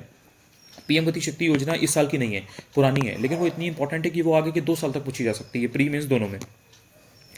इसके बाद में आप देखोगे कि यूपी की जो स्कीम है जो बहुत ज़्यादा न्यूज़ में हो, जैसे मिशन शक्ति, तो मैंने आपको बताया था ये इंपॉर्टेंट होता है। इंडियन का कोई भी इंसान फॉरेन में कहीं अगर अपॉइंट हुआ है, जैसे गवर्नर बन गया, PM हो गया, तो वो मोस्ट इंपॉर्टेंट होता है। जैसे अगर इंडियन ओरिजिन के सपोज अगर ब्रिटिश PM है, लाइक ऋषि सुनक, तो वो इंडियन ओरिजिन के हैं, लेकिन वो कहाँ के हैं, बाहर के हैं, तो वो आपको थोड़ा सा देख लेना होता है। और भी इस तरीके के कई लोग हैं, जैसे गीतिका श्रीवास्तव हैं या कुछ कुछ और लोग भी हैं, तो वो हैं इंडियन ओरिजिन के, लेकिन वो बाहर किसी और कंट्री में या किसी और ऑर्गेनाइजेशन में, इंटरनेशनल ऑर्गेनाइजेशन में किसी बड़े पद को सुशोभित कर रहे हैं, वहाँ पर हैं, अपॉइंटेड हैं, तो वो आपको जरूर देखना होता है। इसके अलावा कोई मिनरल का रिजर्व कहीं अगर मिल जाए हाल में, तो वो आपको थोड़ा सा देखना होता है। जैसे मान लीजिए कि लिथियम है, अब लिथियम अगर J&K में मिल गया तो वो आपको थोड़ा सा देखना है। इसी तरीके से जो वर्ल्ड इकोनॉमिक फोरम है या जो इंटरनेशनल लेबर ऑर्गेनाइजेशन है, इनकी जो रिपोर्ट्स वगैरह हैं वो बहुत इंपॉर्टेंट होती है। WEF तो इट्स लाइक की फेवरेट है आयोग का। इसके बाद में जैसे वर्ल्ड वेटलैंड डे है, कब मनाते हैं, या जो इस तरीके के और भी कुछ कुछ दिन होते हैं जो बहुत ज़्यादा पॉपुलर होते हैं या जिनकी बहुत नेशनल इंटरनेशनल इंपॉर्टेंस होती है, वो आपसे पूछे जा सकते हैं। जैसे जो वेटलैंड्स वगैरह हैं या जो इन्वायरमेंट से रिलेटेड होती हैं या जो हेल्थ से रिलेटेड होती हैं या जो स्किल से रिलेटेड होती हैं, इन सब के बारे में ऑब्वियसली पूछता है, काफ़ी पूछता है। आपने देखा होगा कि ओजोन डे से कई बार पूछा जा चुका है। इसके अलावा आपने देखा होगा कि अभी स्किल से रिलेटेड एक स्किल और यूथ से रिलेटेड पहले भी RO में पूछा जा चुका है, और अभी APS को एग्जाम हुआ था तो उसमें भी आपसे एक इंपॉर्टेंट डे पूछा गया था। इसके बाद में इंडिया का जो ऑस्कर विनिंग सॉन्ग है नाटू नाटू, तो ऑस्कर अवार्ड जब भी कभी होते हैं तो वो थोड़ा सा देख लिया जाता है कि उसमें अगर इंडिया का 100% कुछ बात चल रही हो या इंडिया की कोई अगर फिल्म या कोई चीज़ अगर वो नॉमिनेट की गई है तो वो बहुत इंपॉर्टेंट होती है, वो आपसे पूछी जा सकती है। इसके अलावा जैसे ऑस्ट्रेलिया है, तो ऑस्ट्रेलिया की जो सेंट्रल बैंक है उसने अपने करेंसी नोट्स में चेंज किया था, बहुत बड़ी बात है, तो वो पूछ लिया गया था आपसे। अब इंपॉर्टेंट इसमें आपको ध्यान रखना है कि जो भी चीज़ें मैंने आपको कराई हैं ये आपको दिमाग में रहनी चाहिए। जब भी कभी आप पढ़ रहे हो तो अगर ये चीज़ें आपके दिमाग में रहेंगी तो आप बेटर वे में चीज़ों को फिल्टर कर पाओगे और to the point exam oriented ही पढ़ोगे, सारी चीज़ें नहीं पढ़ोगे। आई होप इस वीडियो से आपको काफ़ी हेल्प मिली होगी। अगर आप चैनल को पहली बार आए हो तो चाहो तो चैनल को सब्सक्राइब भी कर सकते हो, चाहो तो आप टेलीग्राम चैनल भी ज्वाइन कर सकते हो। वहाँ पर मैं फ्री में बहुत सारी चीज़ें डालता रहता हूँ, सारी PDF वगैरह या जो भी होती है, तो आपको वहाँ से भी बहुत हेल्प मिलेगी अपने RVR 2023 की फिल्म्स की जर्नी में एंड UPP से 2024 की फिल्म्स की जर्नी में। अगर आप इस तरीके की करंट अफेयर्स का वरदान पेड कोर्स लेना चाहते हो तो आप टेलीग्राम पर मेरे जो डिटेल्स वगैरह हैं उनको देख सकते हो। Thank you so much. Hello everyone, good morning. देखिए ये करंट अफेयर्स की थर्ड क्लास है। इसमें यहाँ पर कुछ मोस्ट इंपॉर्टेंट क्वेश्चन मैं शेयर करने वाला हूँ, इनको एज इट इज़ याद कर लीजिएगा, बहुत इंपॉर्टेंट है ये सब। देखिए जो टाइम मैगजीन है अप्रैल 2023 के अकॉर्डिंग वर्ल्ड के जो टॉप 100 मोस्ट इन्फ्लुएंशियल लोग हैं उनमें 2 इंडियंस को शामिल किया गया है। इसमें पहले नंबर पर है शाहरुख खान, दूसरे नंबर पर है SS राजामौली। शाहरुख खान को कैटेगरी, उनकी जो कैटेगरी है उसको आइकन्स कैटेगरी में शामिल किया गया है, और जो SS राजामौली है इनको पायनियर्स कैटेगरी में शामिल किया गया है। इसके बाद आगे आप बात करते हो कि जो क्वाड लीडर्स की समिट है ये मई 2023 में हुई थी। कहां पर हुई थी? जापान के हिरोशिमा में। एग्जैक्ट आपको याद रखना है। क्वाड की अगर आप बात करोगे तो ये 2007 में स्टार्ट हुआ था। क्वाड में कौन कौन से मेंबर्स हैं? इसमें इंडिया है, ऑस्ट्रेलिया है, जापान है एंड USA यानी कि United States of America. Then आप बात करते हो वर्ल्ड बैंक की जो migration and development brief report है, इसमें अगर आप धन प्रेषण के मामले में रेमिटेंस के मामले में देखोगे तो इसमें इंडिया नंबर 1 पर है, मैक्सिको नंबर 2 पर है, चाइना नंबर 3 पर है, फिलीपींस 4 पर है, पाकिस्तान ऑब्वियसली 5 पर है। देन इसके बाद में आप बात करते हो जो इकोनॉमिस्ट इंटेलिजेंस यूनिट की तरफ से ग्लोबल लाइवेबिलिटी इंडेक्स निकलती है 2023 की, तो इसमें जो वियना ऑस्ट्रिया है, वियना ऑस्ट्रिया यानी कि ऑस्ट्रिया की जो कैपिटल है वियना, ये नंबर 1 है। इसके बाद में जो सीरिया की दमिश्क आप देखते हो ये लास्ट पर है, तो इसमें आपको याद रखना है। इसके बाद में इंडिया जो है ना ये वर्ल्ड का 13वां ऐसा देश बना है जो कि International Organization of Legal Metrology certificate जारी किया है। जिसने क्या जारी किया है? International Organization for Legal Metrology certificate, ये जारी करने वाला वर्ल्ड का 13वां देश बना है इंडिया, तो आपको ये याद रखना है। इसके बाद में यूनेस्को की जो वर्ल्ड हेरिटेज लिस्ट है ना उसमें शांति निकेतन को इंक्लूड कर दिया गया है। ये सऊदी अरब में डिसाइड किया गया था जब उसका 45वां सेशन हुआ था, तो इसमें आपको ध्यान रखना है। इसके अलावा एक और याद हुआ था, वो अभी मैं आपको आगे करवाऊंगा। इसके बाद में जो डॉक्टर बिंदेश्वर पाठक हैं ये एक्सपायर हुए, अगस्त में एक्सपायर हुए थे। ये सोशल वर्कर थे, काफी पॉपुलर। इन्होंने सुलभ इंटरनेशनल को एस्टेब्लिश किया था। कब किया था? 1970 में। और ये ऑब्वियसली इनको पद्म भूषण से सम्मानित किया गया था 1991 में। तो ये कुछ इंपॉर्टेंट चीज है डॉक्टर बिंदेश्वर पाठक के बारे में, ये आपको एग्जैक्ट याद रखना है।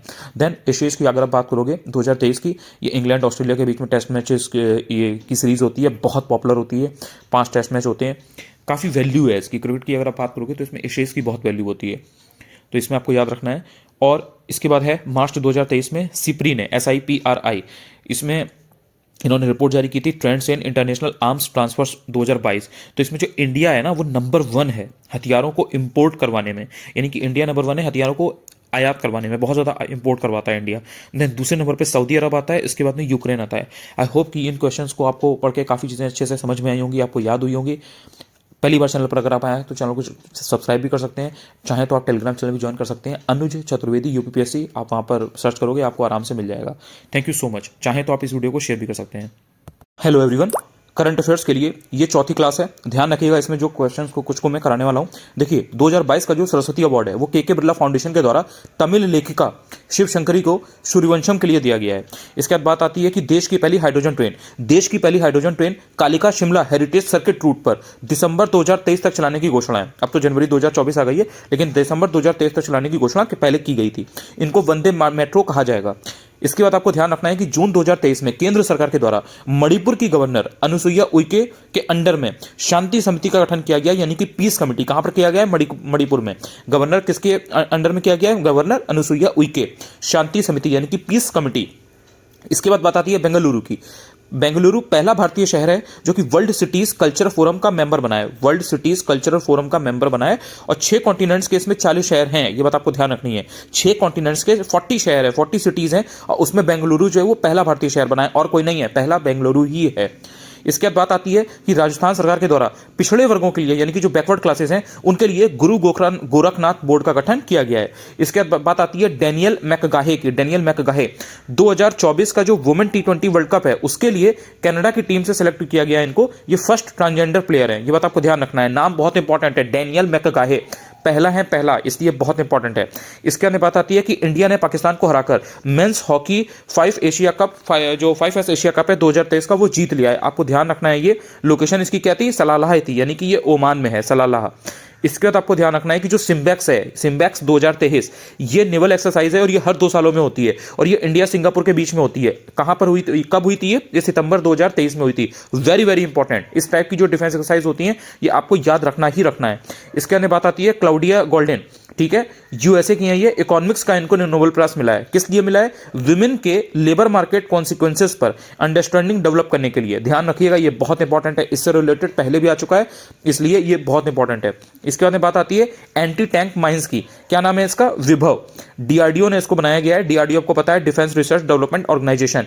इंडियन आर्मी में इसको शामिल किया गया, यानी कि जो भारतीय सेना है उसमें इसको शामिल किया गया। नाम इसका विभव बहुत इंपॉर्टेंट है, उसको ये जरूर याद रखिएगा।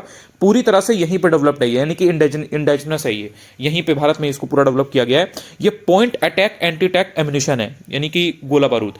बहुत इंपॉर्टेंट क्वेश्चंस थे ये, कोई भी क्वेश्चन इसमें से आ सकता है, इसलिए इनको हल्के में लेने की गलती ना कीजिएगा। आई होप इस वीडियो से आपको कुछ नया जानने को सीखने को मिला होगा। पहली बार अगर आप ये वीडियो देख रहे हैं यूट्यूब पर तो आप चाहें तो चैनल को सब्सक्राइब भी कर सकते हैं, डेफिनेटली शेयर भी कर सकते हैं। अनुज चतुर्वेदी यूपीपीएससी, ये मेरा टेलीग्राम चैनल है, वहां पर मैं फ्री में बहुत सारी पीडीएफ वगैरह शेयर करता रहता हूं, तो आप चाहें तो वो चैनल भी ज्वाइन कर सकते हैं। Thank you so much. Hello everyone, ये करंट अफेयर्स की 5वीं क्लास है। इसमें कुछ मोस्ट इंपॉर्टेंट क्वेश्चंस को मैं कराने वाला हूं, एग्जैक्ट याद रखिएगा, एक एक क्वेश्चन बहुत इंपॉर्टेंट है। आरओ 2023 के प्रीलिम्स और यूपीपीसीए 2024 के प्रीलिम्स में कोई भी क्वेश्चन इसमें कराया गया कराया हुआ आ सकता है एग्जाम में। अक्टूबर 2023 में जो चौथा वर्ल्ड कल्चर फेस्टिवल है 2023 का, वो वॉशिंगटन डीसी में हुआ था, यानी कि यूएसए में, और इसका आयोजन किसके द्वारा किया गया था, आर्ट ऑफ लिविंग के द्वारा। इसके बाद में आपको ध्यान रखना है कि जो कौन सा हीरो, इसमें पूछा गया है कि कौन सा hero Indian film and television institute society के का अध्यक्ष बनाया गया है। तो जो आर माधवन है ना, आर माधवन, याद होगा आपको, बहुत ही एक पॉपुलर उनकी थी मूवी रहना है तेरे दिल में, तो उससे आप याद कर सकते हो कि वो जो आर माधवन थे ना, उनको ही अध्यक्ष बनाया गया है, obviously hero Indian film and television institute society का। इसके बाद में आपको याद रखना है कि जो ये FTII है ना, अब तो आपने देखा होगा कि जो फुल फॉर्म है वो भी पूछे जाने लगे हैं। APS के एग्जाम में आपने देखा होगा कि फुल फॉर्म पूछे गए थे, तो इसलिए आपको याद रखना है FTII का मतलब है Indian film and television institute, यानी कि भारतीय फिल्म एवं टेलीविजन संस्थान। इसके अंदर बात आती है कि जो वर्ल्ड स्पाइस कांग्रेस है 2023 की, ये कहां हुई थी, ये मुंबई महाराष्ट्र में हुई है। इसके अंदर बात आती है कि न्यू दिल्ली में Indian army plus USA army का, यानी कि यूनाइटेड स्टेट्स ऑफ अमेरिका की जो आर्मी है, इन दोनों ने मिलकर के 13वां Indo Pacific army chiefs congress का आयोजन किया है। कहां पर हुआ है, न्यू दिल्ली में हुआ है। किसके इसके बीच में हुआ है, इंडियन आर्मी और यूएस आर्मी के। और ये क्या, इसका टाइटल क्या है, 13वां यानी कि 13th है ये Indo Pacific army chiefs Congress. इसके बाद में आपको ध्यान देना है कि जो विश्व आयोजन ओजोन दिवस है, विश्व ओजोन दिवस यानी कि वर्ल्ड ओजोन डे, ये 16 सितंबर को मनाया जाता है। एग्जैक्ट डेट आपको याद रखनी है, very very important it is. इसके बाद में जो सर्वश्रेष्ठ पर्यटन गांव है 2023 का, बेस्ट टूरिज्म विलेज, वो मेघालय का कोंगथोंग गांव है। देखिए ये पूरे इंडिया का नहीं है, जो सर्वश्रेष्ठ पर्यटन गांव में कोई 1-2 चूज नहीं किए गए थे, वो बहुत सारे चुने गए थे। तो उसमें अगर आप मेघालय की बात करोगे तो जो मेघालय का कोंगथोंग है वो है। अगर आप ऐसे ओवरऑल देखोगे तो ओवरऑल ये नहीं है, तो इसलिए आपको बिल्कुल भी कंफ्यूजन में नहीं आना है। इसके बाद में जो है विश्व बौद्धिक संपदा संगठन, यानी कि वर्ल्ड इंटेलेक्चुअल प्रॉपर्टी ऑर्गेनाइजेशन, ठीक है, ये निकालता है ग्लोबल इनोवेशन इंडेक्स। इसमें इंडिया की रैंक क्या है, इंडिया की रैंक 40 है, बहुत ज्यादा इंपॉर्टेंट है ये। इंडिया की रैंक 40 है किसमें, विश्व बौद्धिक संपदा संगठन के द्वारा निकाले गए ग्लोबल इनोवेशन इंडेक्स में। इसके बाद में आपको याद रखना है कि जो भारत का पहला UPI ATM है वो लॉन्च हुआ है किसके द्वारा, हिताची पेमेंट सर्विसेज के द्वारा। इसके बाद में जो 53वां यानी कि 53rd दादा साहब फाल्के अवार्ड है, ये किसको दिया गया है, वहीदा रहमान को, वेरी वेरी इंपॉर्टेंट। इसके बाद में सितंबर 2023 में भारत की कौन सी फिल्म 2024 के 96वें ऑस्कर अवार्ड के लिए नॉमिनेट की गई है। इंडिया की जो ऑफिशियल एंट्री है, जो इंडिया की तरफ से है, तो वो है 2018 एवरीवन इज ए हीरो, ये नाम है। इसके बाद में जो एक्सरसाइज है, एक्सरसाइज युद्ध अभ्यास है 2023 का, इसका नाम ही यही है, एक्सरसाइज युद्ध अभ्यास 2023, ये भारत अमेरिका के बीच में हुआ। इसके बाद में बात आती है कि 43वां आसियान शिखर सम्मेलन, यानी कि जो समिट है आसियान की 2023 की, ये कहाँ हुई थी, तो ये जकार्ता इंडोनेशिया में हुई थी, इंडोनेशिया की राजधानी जकार्ता में। इसके बाद में आपको देखना है कि जो केंद्र सरकार है उसके द्वारा जो पूर्व प्रेसिडेंट है रामनाथ कोविंद, इनके अंडर में इनकी अध्यक्षता में एक कमेटी गठित की गई है। किस चीज के लिए? वन नेशन वन इलेक्शन की पॉसिबिलिटी देखने के लिए कि क्या ऐसा पॉसिबल हो सकता है कि एक जैसे राष्ट्र है, वन नेशन है, तो उसके लिए एक ही बार में इलेक्शन किया जाए हर जगह के लिए, बार बार जो सारे प्रॉब्लम्स आती हैं तो उनको फेस ना करना पड़े इसके लिए। तो ये रामनाथ कोविंद जो है ना, इनकी अध्यक्षता में एक कमेटी बिठाई गई है केंद्र सरकार के द्वारा। इसके बाद में एनटीपीसी यानी कि जो नेशनल थर्मल पावर कॉर्पोरेशन है, उसने दिल्ली में ग्रीन हाइड्रोजन पायलट सम्मेलन आयोजित किया। इसके बाद में डॉक्टर एम एस स्वामीनाथन, आपको पता होगा बहुत ही पॉपुलर पर्सनैलिटी रहेंगे, ये एग्रीकल्चरल साइंटिस्ट हैं यानी कि कृषि वैज्ञानिक है। उसके बाद में इनको फादर ऑफ ग्रीन रेवोल्यूशन भी कंसीडर किया जाता है। इनको पहला वर्ल्ड फूड प्राइज मिला था 1987 में, वेरी वेरी इंपॉर्टेंट। 1989 में इनको पद्म विभूषण से सुशोभित किया गया था। ठीक है, इनका हाल में निधन हो गया था डॉक्टर एम एस स्वामीनाथन के बारे में, उनके बारे में ये कुछ खास चीजें थी। इसके बाद में आपको याद रखना है कि जो 65वां रेमन मैग्सेसे अवार्ड है 2023 का, वो इंडिया के famous oncologist doctor Ravi Kannan को मिला है। ऑन्कोलॉजी कहते हैं जो कैंसर के लिए जो अध्ययन किया जाता है, कैंसर पर जो पढ़ाई लिखाई होती है और जो पूरा उस पर रिसर्च होती है, उसको आप बोलते हो ऑन्कोलॉजी वगैरह। तो ये जो ऑन्कोलॉजी का अध्ययन करते हैं, जो उसके साइंटिस्ट होते हैं, दे आर कॉल्ड ऑन्कोलॉजिस्ट। तो ये डॉक्टर रवि कन्नन इंडिया के बहुत ही पॉपुलर है, इनको 65वां रेमन मैग्सेसे अवार्ड मिला हुआ है। Then US Open 2023, very very important. इसमें जो मेंस सिंगल्स है उसमें नोवाक जोकोविक को मिला है, ये बेसिकली जीते हैं। और इन्होंने किसको हराया है? इन्होंने जो डेनियल मेदवेदेव है उनको हराया हुआ है।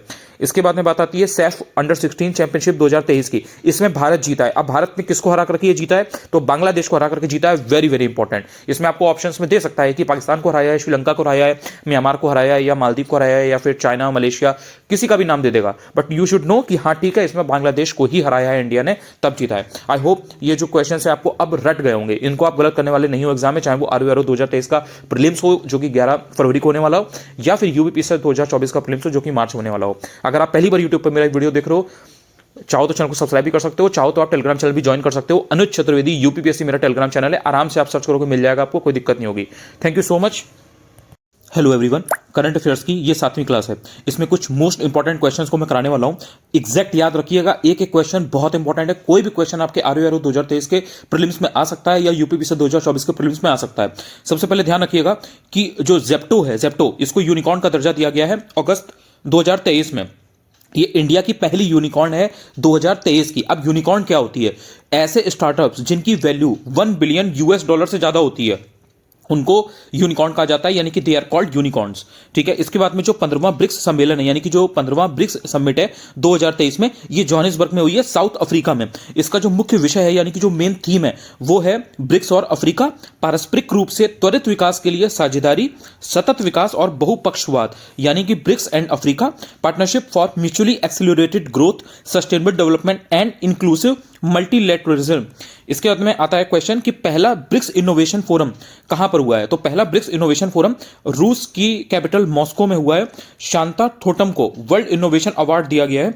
और ये एसडीजी 4 यानी कि जो क्वालिटी एजुकेशन है, गुणवत्तापूर्ण शिक्षा, इसमें उत्कृष्ट योगदान के लिए दिया जाता है। ठीक है, नाम याद रखिएगा, शांता ठोटम।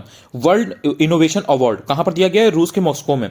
क्या हो रहा था वहां पर? ब्रिक्स इनोवेशन फोरम हो रहा था, पहला वाला। और एसडीजी 4 जरूर याद रखिएगा, क्वालिटी एजुकेशन के लिए है। तो इन्होंने एसडीजी 4 क्वालिटी एजुकेशन के फील्ड में बहुत ही गजब कंट्रीब्यूशन किया, उत्कृष्ट योगदान किया, उसके लिए ऑब्वियसली इनको दिया गया है। श्रीलंका की बात की जाए तो पहले कर्नाटक सांस्कृतिक महोत्सव की मेजबानी की जा रही है श्रीलंका के द्वारा, यानी कि श्रीलंका जो है वो होस्ट कर रहा है पहले कर्नाटिक कल्चरल फेस्टिवल को। इसके बाद में बात आती है यूएस ओपन 2023 की, टेनिस टूर्नामेंट है ये ऑब्वियसली। वुमेन सिंगल की अगर आप बात करोगे तो इसमें जो कोको गॉफ है यूएस की, इन्होंने बेलारूस की एरिना साबेलेंका को हरा करके जीत लिया यूएस ओपन। इसके बाद में आपको देखना है कि जो एनसीईआरटी है, एनसीईआरटी ने बेसिकली महेश चंद्र पंत की चेयरमैनशिप में, यानी कि उनकी अध्यक्षता में, महेश चंद्र पंत की अध्यक्षता में टेक्स्ट बुक के रिवीजन के लिए पैनल गठित किया। यानी कि जो टेक्स्ट बुक्स होती है ना, उनको रिवाइज करवाने के लिए कि हाँ ठीक है, एक बार देखा जाए फिर से कि और क्या बेटर किया जा सकता है, कहां से क्या कट शॉर्ट किया जा सकता है, कहां से क्या और नई चीज की जा सकती है। तो उसके लिए एक पैनल गठित किया गया है। तो वो एमसी पंत जो है ना, उनकी चेयरमैनशिप में ही किया गया है। तो ये आपको ध्यान रखना है। इसके बाद में बात आती है कि जो 26वां राष्ट्रीय ई गवर्नेंस सम्मेलन है 2023 का, यानी कि 26th national e governance conference 2023, ये एमपी की इंदौर में, यानी कि मध्य प्रदेश के इंदौर में हुआ है। प्रशासनिक सुधार एवं लोक शिकायत विभाग के द्वारा, यानी कि गवर्नमेंट इंडिया का जो प्रशासनिक सुधार और लोक शिकायत विभाग है उसके द्वारा एमपी में किया गया है, इंदौर में। इसको department of administrative reforms and public grievances भी बोलते हैं। इसकी थीम क्या है? थीम बहुत ज्यादा इंपॉर्टेंट है, ये एग्जाम में आ भी सकता है। विकसित भारत सशक्त नागरिक, यानी कि developing India and empowering citizens. इसके बाद में जो न्यायमूर्ति प्रकाश श्रीवास्तव है, इनको नया अध्यक्ष बनाया गया है राष्ट्रीय हरित प्राधिकरण का, यानी कि नेशनल ग्रीन ट्राइब्यूनल का। इसके बाद में जो अराज डोरी गैस फील्ड डिस्प्यूट है, यानी कि अराज डोरा जो आपका गैस फील्ड डिस्प्यूट है, विवाद है, ये ईरान, सऊदी अरब और कुवैत के बीच में है। सऊदी अरब कुवैत मना कर रहे हैं, ईरान मान नहीं रहा है। ठीक है, एक्सप्लोरेशन की इसमें बात की जा रही है, एक्सप्लोरेशन यानी कि अन्वेषण तो इसमें किया जा रहा है। तो इसमें आपको ध्यान रखना है कि ईरान मान नहीं रहा है और सऊदी अरब कुवैत बार बार मना कर रहे हैं कि मत करो मत करो मत करो, प्लीज मान जाओ प्लीज मान जाओ, लेकिन ईरान है कि वो अपने पे आमदा है, वो नहीं करना चाह रहा है इस चीज को। तो इसमें आपको ध्यान रखना है, ये बहुत इंपॉर्टेंट इशू है। इसके आसपास की जो लोकेशन है वो भी आपसे पूछी जा सकती है। इसके बाद में आपको ध्यान रखना है कि जो केरल सरकार है उसके द्वारा माइग्रेंट वर्कर्स यानी कि प्रवासी श्रमिकों के लिए एक यूनिक पहचान प्रणाली यानी कि आइडेंटिफिकेशन सिस्टम अतिथि पोर्टल स्टार्ट किया गया है। इसका जो ऑब्जेक्टिव है वो दो है। पहला ऑब्जेक्टिव तो ये है कि जो प्रवासी श्रमिक हैं यानी कि जो माइग्रेंट वर्कर्स हैं उनके पंजीकरण को यानी कि उनके रजिस्ट्रेशन को सुनिश्चित करना। दूसरा ऑब्जेक्टिव ये है कि जो सामाजिक सुरक्षा देना, वो जो प्रवासी श्रमिक हैं, माइग्रेंट वर्कर्स हैं, उनको सामाजिक सुरक्षा यानी कि सोशल सिक्योरिटी देना। आई होप कि इस वीडियो से आपको काफी हेल्प मिली होगी और आपका काफी अच्छे से रिवीजन हुआ होगा। अगर आप चैनल पर पहली बार आए हो, यूट्यूब पर पहली बार मेरा ये वीडियो देख रहे हो, आई होप, मुझे ऐसी उम्मीद है कि आपको ये वीडियो डेफिनेटली अच्छा लगा होगा। करंट अफेयर्स का, आपकी करंट अफेयर्स को जो इतना प्रॉब्लम रहती है, इतना इशू रहता है, वो नहीं होगा। चाहो तो आप टेलीग्राम पर भी ज्वाइन कर सकते हो, अनुज चतुर्वेदी यूपीपीएससी आप सर्च करोगे, आपको आराम से मिल जाएगा। वीडियो अच्छा लगे तो अपने फ्रेंड्स के साथ शेयर करो definitely. Thank you so much यार। हेलो एवरीवन, अगेन इस वीडियो में बहुत इंपॉर्टेंट क्वेश्चंस करंट अफेयर्स के मैं कराने वाला हूं। एक एक क्वेश्चन इसका इतना इंपॉर्टेंट है कि आपके एग्जाम में आ सकता है, कोई भी इसमें से कराया गया क्वेश्चन, चाहे वो आरबीआरओ 2023 के प्रीलिम्स की बात हो जो कि आपका 11 फरवरी को होना है, या फिर यूपीपीएससी 2024 के प्रीलिम्स की बात हो जो कि आपका मार्च में होना है। बात करता हूं to the point, exam oriented, cut to cut preparation करनी है, उसके लिए ये सारी चीजें बहुत इंपॉर्टेंट है, ध्यान रखिएगा। विभाजन विभीषिका स्मृति दिवस यानी कि जो पार्टीशन ऑर्डर्स रिमेम्बरेंस डे है, ये कब मनाया जाता है? 14 अगस्त 2023 को। 2021 में यानी कि 2021 में पीएम ने अनाउंस किया था ये दिन। इसके बाद में जो 5th helicopter and small aircraft summit है, यानी कि 5th हेलीकॉप्टर एंड लघु विमान शिखर सम्मेलन, ये मध्य प्रदेश के खजुराहो में हुई है। इसके बाद में बात करें ब्रिक्स गठबंधन की यानी कि ब्रिक्स अलायंस की, इसमें 6 नए देशों को शामिल करने की घोषणा की गई है। कौन कौन से इसमें है? इसमें आपको याद रखना है कि जो ईरान है, सऊदी अरब अमीरात है यानी कि यूनाइटेड अरब एमिरेट्स, इसके बाद में सऊदी अरब है यानी कि ये आपका सऊदी अरब आ जाएगा, ईरान आ जाएगा, यूएई आ जाएगा। इसके बाद में अर्जेंटीना है, इथियोपिया है एंड मिस्र है। तो ये 6 हैं। पुराने ब्रिक्स में कौन कौन से थे? इसमें आपको ध्यान रखना है BRICS से B for Brazil, R for Russia, I for India, C for China, S for south Africa. रूस ने बैन लगाया है किस चीज पर? एक तो सेक्स चेंज पर, दूसरी चीज ट्रांसजेंडर मैरिजेस पर। जेंडर को कंफर्म करने वाली जो प्रोसीजर होती है ना, उसको इलीगल डिक्लेयर कर दिया है रूस ने। तो आपको ध्यान रखना है ये जो चीजें हैं, ये रूस ने बैन लगाया है किस पर? पहली चीज सेक्स चेंज पर, दूसरी चीज ट्रांसजेंडर मैरिजेस पर। अब जेंडर को कंफर्म करने वाली जो भी प्रोसीजर्स होती है ना, वो इलीगल डिक्लेयर कर दिया गया उन्हें। देन इसके बाद आप बात करते हो कि वर्ल्ड बैंक ने क्या किया। तो वर्ल्ड बैंक ने बैंक ऑफ इसराइल को ICCR में शामिल होने की मंजूरी दे दी है। अब ICCR है क्या? ICCR का मतलब है international committee on credit reporting. International committee on credit reporting. ICCR की स्थापना कब हुई थी, यानी कि इसको कब इस्टेब्लिश किया गया था? 2009 में, यानी कि 2009 में। इसके बाद में आप देखते हो कि जो थुरैया हामिद अल हाशमी है, ये पहली अरब महिलाएं यानी कि फर्स्ट अरब वुमेन है, UAE की रहने वाली हैं ये। इनको न्यू डेवलपमेंट बैंक में वैश्विक पद पर यानी कि ग्लोबल पोजीशन पर सेलेक्ट होने वाली ये पहली महिला है। नाम फिर से याद रखिएगा, थुरैया हामिद अल हाशमी, पहली अरब महिला। इसके बाद में बात आती है world police and fire games 2023 की। कहां पर हुए हैं ये कनाडा के विनीपेग में हुए हैं। सबसे ज्यादा मेडल्स किसने जीते हैं? कनाडा ने, ऑब्वियसली वहीं पर हुआ था ये, नंबर 1 रहा है कनाडा। इंडिया की रैंकिंग क्या है? इंडिया की रैंक 4th है, याद रखना है आपको, वेरी इंपॉर्टेंट। इसके बाद में बात आती है जैद तलवार 2023 की। ये इंडिया और UAE के बीच, UAE यानी कि यूनाइटेड अरब एमिरेट्स, ठीक है, जैद तलवार, वेरी वेरी इंपॉर्टेंट। इसके बाद में बात आती है कि इंडिया ने इजराइल से स्पाइक NLOS मिसाइल ली। ये क्या है? यानी कि जो स्पाइक NLOS मिसाइल है, ये है क्या? ये गाइडेड मिसाइल है, तो ये आपको याद रखना है। इसको MI-17 V5 हेलीकॉप्टर के साथ में यूज किया जाएगा। ये 2 पॉइंट इसके बहुत इंपॉर्टेंट है, इंडिया ने इजराइल से लिए। इसके बाद में बात आती है होम मिनिस्ट्री की। होम मिनिस्ट्री यानी कि गृह मंत्रालय, इन्होंने एक नोटिफिकेशन जारी की है किस चीज के लिए? आयुष वीजा की एक नई कैटेगरी बनाए जाने के लिए। फॉरेन सिटीजन्स के लिए ये बेसिकली बनाई गई है कि आयुष सिस्टम्स के अंडर में फॉरेन सिटीजन्स जो भी हैं उनके लिए, ताकि ट्रीटमेंट को इजी बनाया जा सके। आई होप कि इस वीडियो से आपका करंट अफेयर्स की जो क्वेश्चंस हैं, जो चीजें हैं, जो मोस्ट इंपॉर्टेंट चीजें हैं, उनको रिवाइज करने में काफी आसानी होगी। पहली बार अगर आप मेरे ये चैनल पर वीडियो देख रहे हो तो आप चाहो तो चैनल को सब्सक्राइब भी कर सकते हो, डेफिनेटली शेयर भी कर सकते हो। आई होप आपको इससे हेल्प तो जरूर मिल रही होगी। आप चाहो तो टेलीग्राम चैनल भी ज्वाइन कर सकते हो, अनुज चतुर्वेदी UPPSC, आप सर्च करोगे आपको आराम से मिल जाएगा। Thank you so much. जो भी PDF वगैरह होती है वो मैं टेलीग्राम पर ही शेयर करता हूँ। हेलो एवरीवन, करंट अफेयर्स के इस वीडियो में मैं मोस्ट इंपॉर्टेंट क्वेश्चंस को शेयर करने वाला हूं। इनको एग्जैक्ट याद कर लीजिएगा। Very very important questions these are. RO 2023 का प्रीलिम्स हो 11 फरवरी का, चाहे फिर मार्च का यूपीपीसी 2024 का प्रीलिम्स हो, दोनों ही एग्जाम के लिए बहुत इंपॉर्टेंट है। बात करता हूं, नाटो शिखर सम्मेलन 2023 का कहां पर हुआ है? लिथुआनिया के विल्नियस में हुआ है। नाटो क्या है? यानी कि NATO यानी कि नॉर्थ अटलांटिक ट्रेटी ऑर्गेनाइजेशन। इसकी स्थापना कब हुई थी? यानी कि व्हेन इट वाज एस्टैब्लिश्ड 1949 में, अटलांटिक संधि के द्वारा यानी कि अटलांटिक ट्रेटी के द्वारा इसको एस्टैब्लिश किया गया था 1949 में। और नाटो शिखर सम्मेलन कहां पर हुआ है? लिथुआनिया के विल्नियस में हुआ है। इसके बाद में बात आती है कि जो G20 है, G20 के जो श्रम और रोजगार मंत्री हैं यानी कि लेबर एंड एम्प्लॉयमेंट मिनिस्टर्स, इनकी बैठक की अध्यक्षता किसने की है? भारत ने की है। कहां पर हुई है ये बैठक? ये मध्य प्रदेश के इंदौर में हुई है। इसके बाद में बात आती है कि जो संयुक्त राष्ट्र खाद्य एवं कृषि संगठन है यानी कि United Nations Food and Agriculture Organization, इसके महानिदेशक यानी कि डायरेक्टर जनरल किसको बनाया गया है? क्यू डांग्यू। इसके बाद में नेक्स्ट क्वेश्चन है कि जो लेफ्टिनेंट जनरल MU नायर है, इनको देश का नया नेशनल साइबर सिक्योरिटी कोऑर्डिनेटर यानी कि राष्ट्रीय साइबर सुरक्षा समन्वयक बनाया गया है। बहुत इंपॉर्टेंट है, याद रखिएगा। इसके बाद में डॉक्टर राजेश पंत की जगह इन्होंने ली है, ये भी आपको याद रखना है।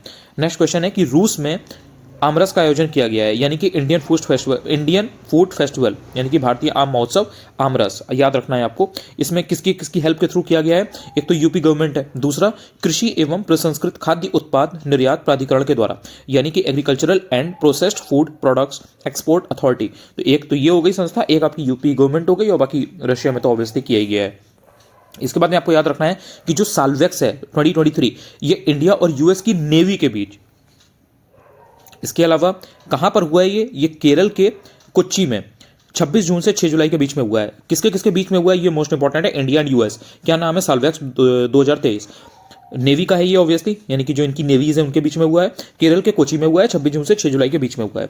इसके बाद में बात आती है कि जो इजराइल की संसद है यानी कि वहां की जो पार्लियामेंट है, उसने सुप्रीम कोर्ट के जुडिशियल रिव्यू यानी कि जो न्यायिक समीक्षा होती है उस पर कंट्रोल करने के लिए, उसको रेगुलेट करने के लिए एक बिल पास कर दिया है। यानी कि इजराइल की पार्लियामेंट ने सुप्रीम कोर्ट की जो जुडिशियल रिव्यू की पावर होती है उसको कंट्रोल करने के लिए, रेगुलेट करने के लिए एक बिल पास कर दिया, एक विधेयक पास कर दिया है।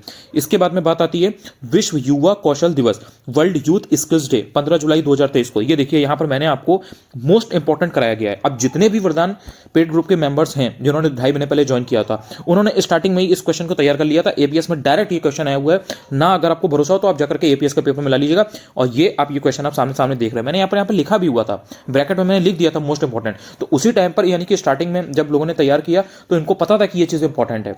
और एपीएस का अगर उन्होंने एग्जाम दिया होगा या अगर वो पेपर देख रहे होंगे तो वो इस चीज़ को देख पा रहे होंगे। तो ये सही किया होगा आपने, ये मोस्ट इंपॉर्टेंट है, याद रखिएगा। विश्व युवा कौशल दिवस, वर्ल्ड यूथ स्किल्स डे, 15 जुलाई 2023। इसके बाद में आपको याद रखना है कि संयुक्त राष्ट्र महासभा ने यानी कि यूनाइटेड नेशंस जनरल असेंबली ने 2014 में इसे अनाउंस किया था। इसके बाद में बात आती है इंडिया पोस्ट कनाडा पोस्ट के बीच इंटरनेशनल ट्रैक्ड पैकेट सर्विस शुरू की गई है। क्या है ये? ITPS यानी कि इंटरनेशनल ट्रैक्ड पैकेट सर्विस, ये शुरू की गई है किसके बीच में? इंडिया पोस्ट और कनाडा पोस्ट के बीच में।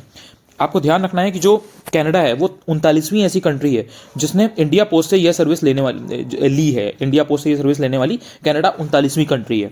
इससे दोनों देशों के बीच में जो ई-कॉमर्स एक्सपोर्ट्स है यानी कि जो ई-कॉमर्स का निर्यात होता है वो ऑब्वियसली बढ़िया हो जाएगा। इसके बाद में आपको ध्यान रखना है कि जो गजहा कोता अभियान है वो असम में ऑब्वियसली हुआ है। और ये क्या है? ये बेसिकली ह्यूमन एलिफेंट जो कॉन्फ्लिक्ट होता है, आपने देखा होगा ना, बहुत सारे एलिफेंट्स वगैरह हैं या कभी राइनोसेरस वगैरह हैं यानी कि जो गैंडे वगैरह हैं, वन हॉर्नेड राइनोसेरस, तो वो रोड वगैरह पे आ जाते हैं तो कई बार टक्कर हो जाती है, लोगों को कई बार काफ़ी जख्मी कर देते हैं। तो वो ह्यूमन कॉन्फ्लिक्ट और जो ह्यूमन एनिमल कॉन्फ्लिक्ट है वो चलता रहता है। तो इसलिए ये गजहा खोता अभियान है असम के अंदर। Very very important this question are. I hope कि ये क्वेश्चन आपको एटलीस्ट रट गए होंगे एंड आप काफ़ी अच्छे से चीज़ों को रिवाइज कर रहे होंगे।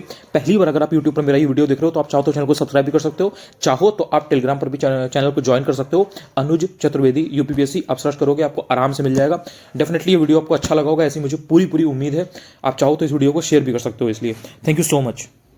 देखिए इस वीडियो में आरओ 2023 के प्रीलिम्स को ध्यान में रखते हुए और यूपीपीसी 2024 के प्रीलिम्स को ध्यान में रखते हुए जो कि मार्च में होने वाला है। आरओ का पेपर ऑब्वियसली 11 फरवरी को आपका शेड्यूल्ड है, तो उसके लिए कौन कौन से इंपॉर्टेंट क्वेश्चंस करंट अफेयर्स के होने चाहिए उनको मैं यहाँ पर डिस्कस करने वाला हूँ। एक एक क्वेश्चन बहुत इंपॉर्टेंट है, बाकी आप जानते हैं, आपने पहले से इनको पढ़ा हुआ है, रिवाइज किया हुआ है, आपके लिए इतनी बड़ी बात नहीं होनी चाहिए, इतनी कोई प्रॉब्लम इनको याद करने में नहीं होनी चाहिए। देखिए जो ईरान है वो एससीओ बहुत इंपॉर्टेंट है, आपको मालूम है। एससीओ का फिल्म फेस्टिवल पूछा जा चुका है आपके एग्जाम में। तो जो एससीओ संगठन है यानी कि शंघाई कॉरपोरेशन ऑर्गेनाइजेशन, इसका ईरान परमानेंट मेंबर बन गया है। आपको ध्यान रखना है कि जो ईरान है ना वो एससीओ का 9वां देश है, एससीओ का 9वां देश है ईरान, जो कि परमानेंट मेंबर बना है।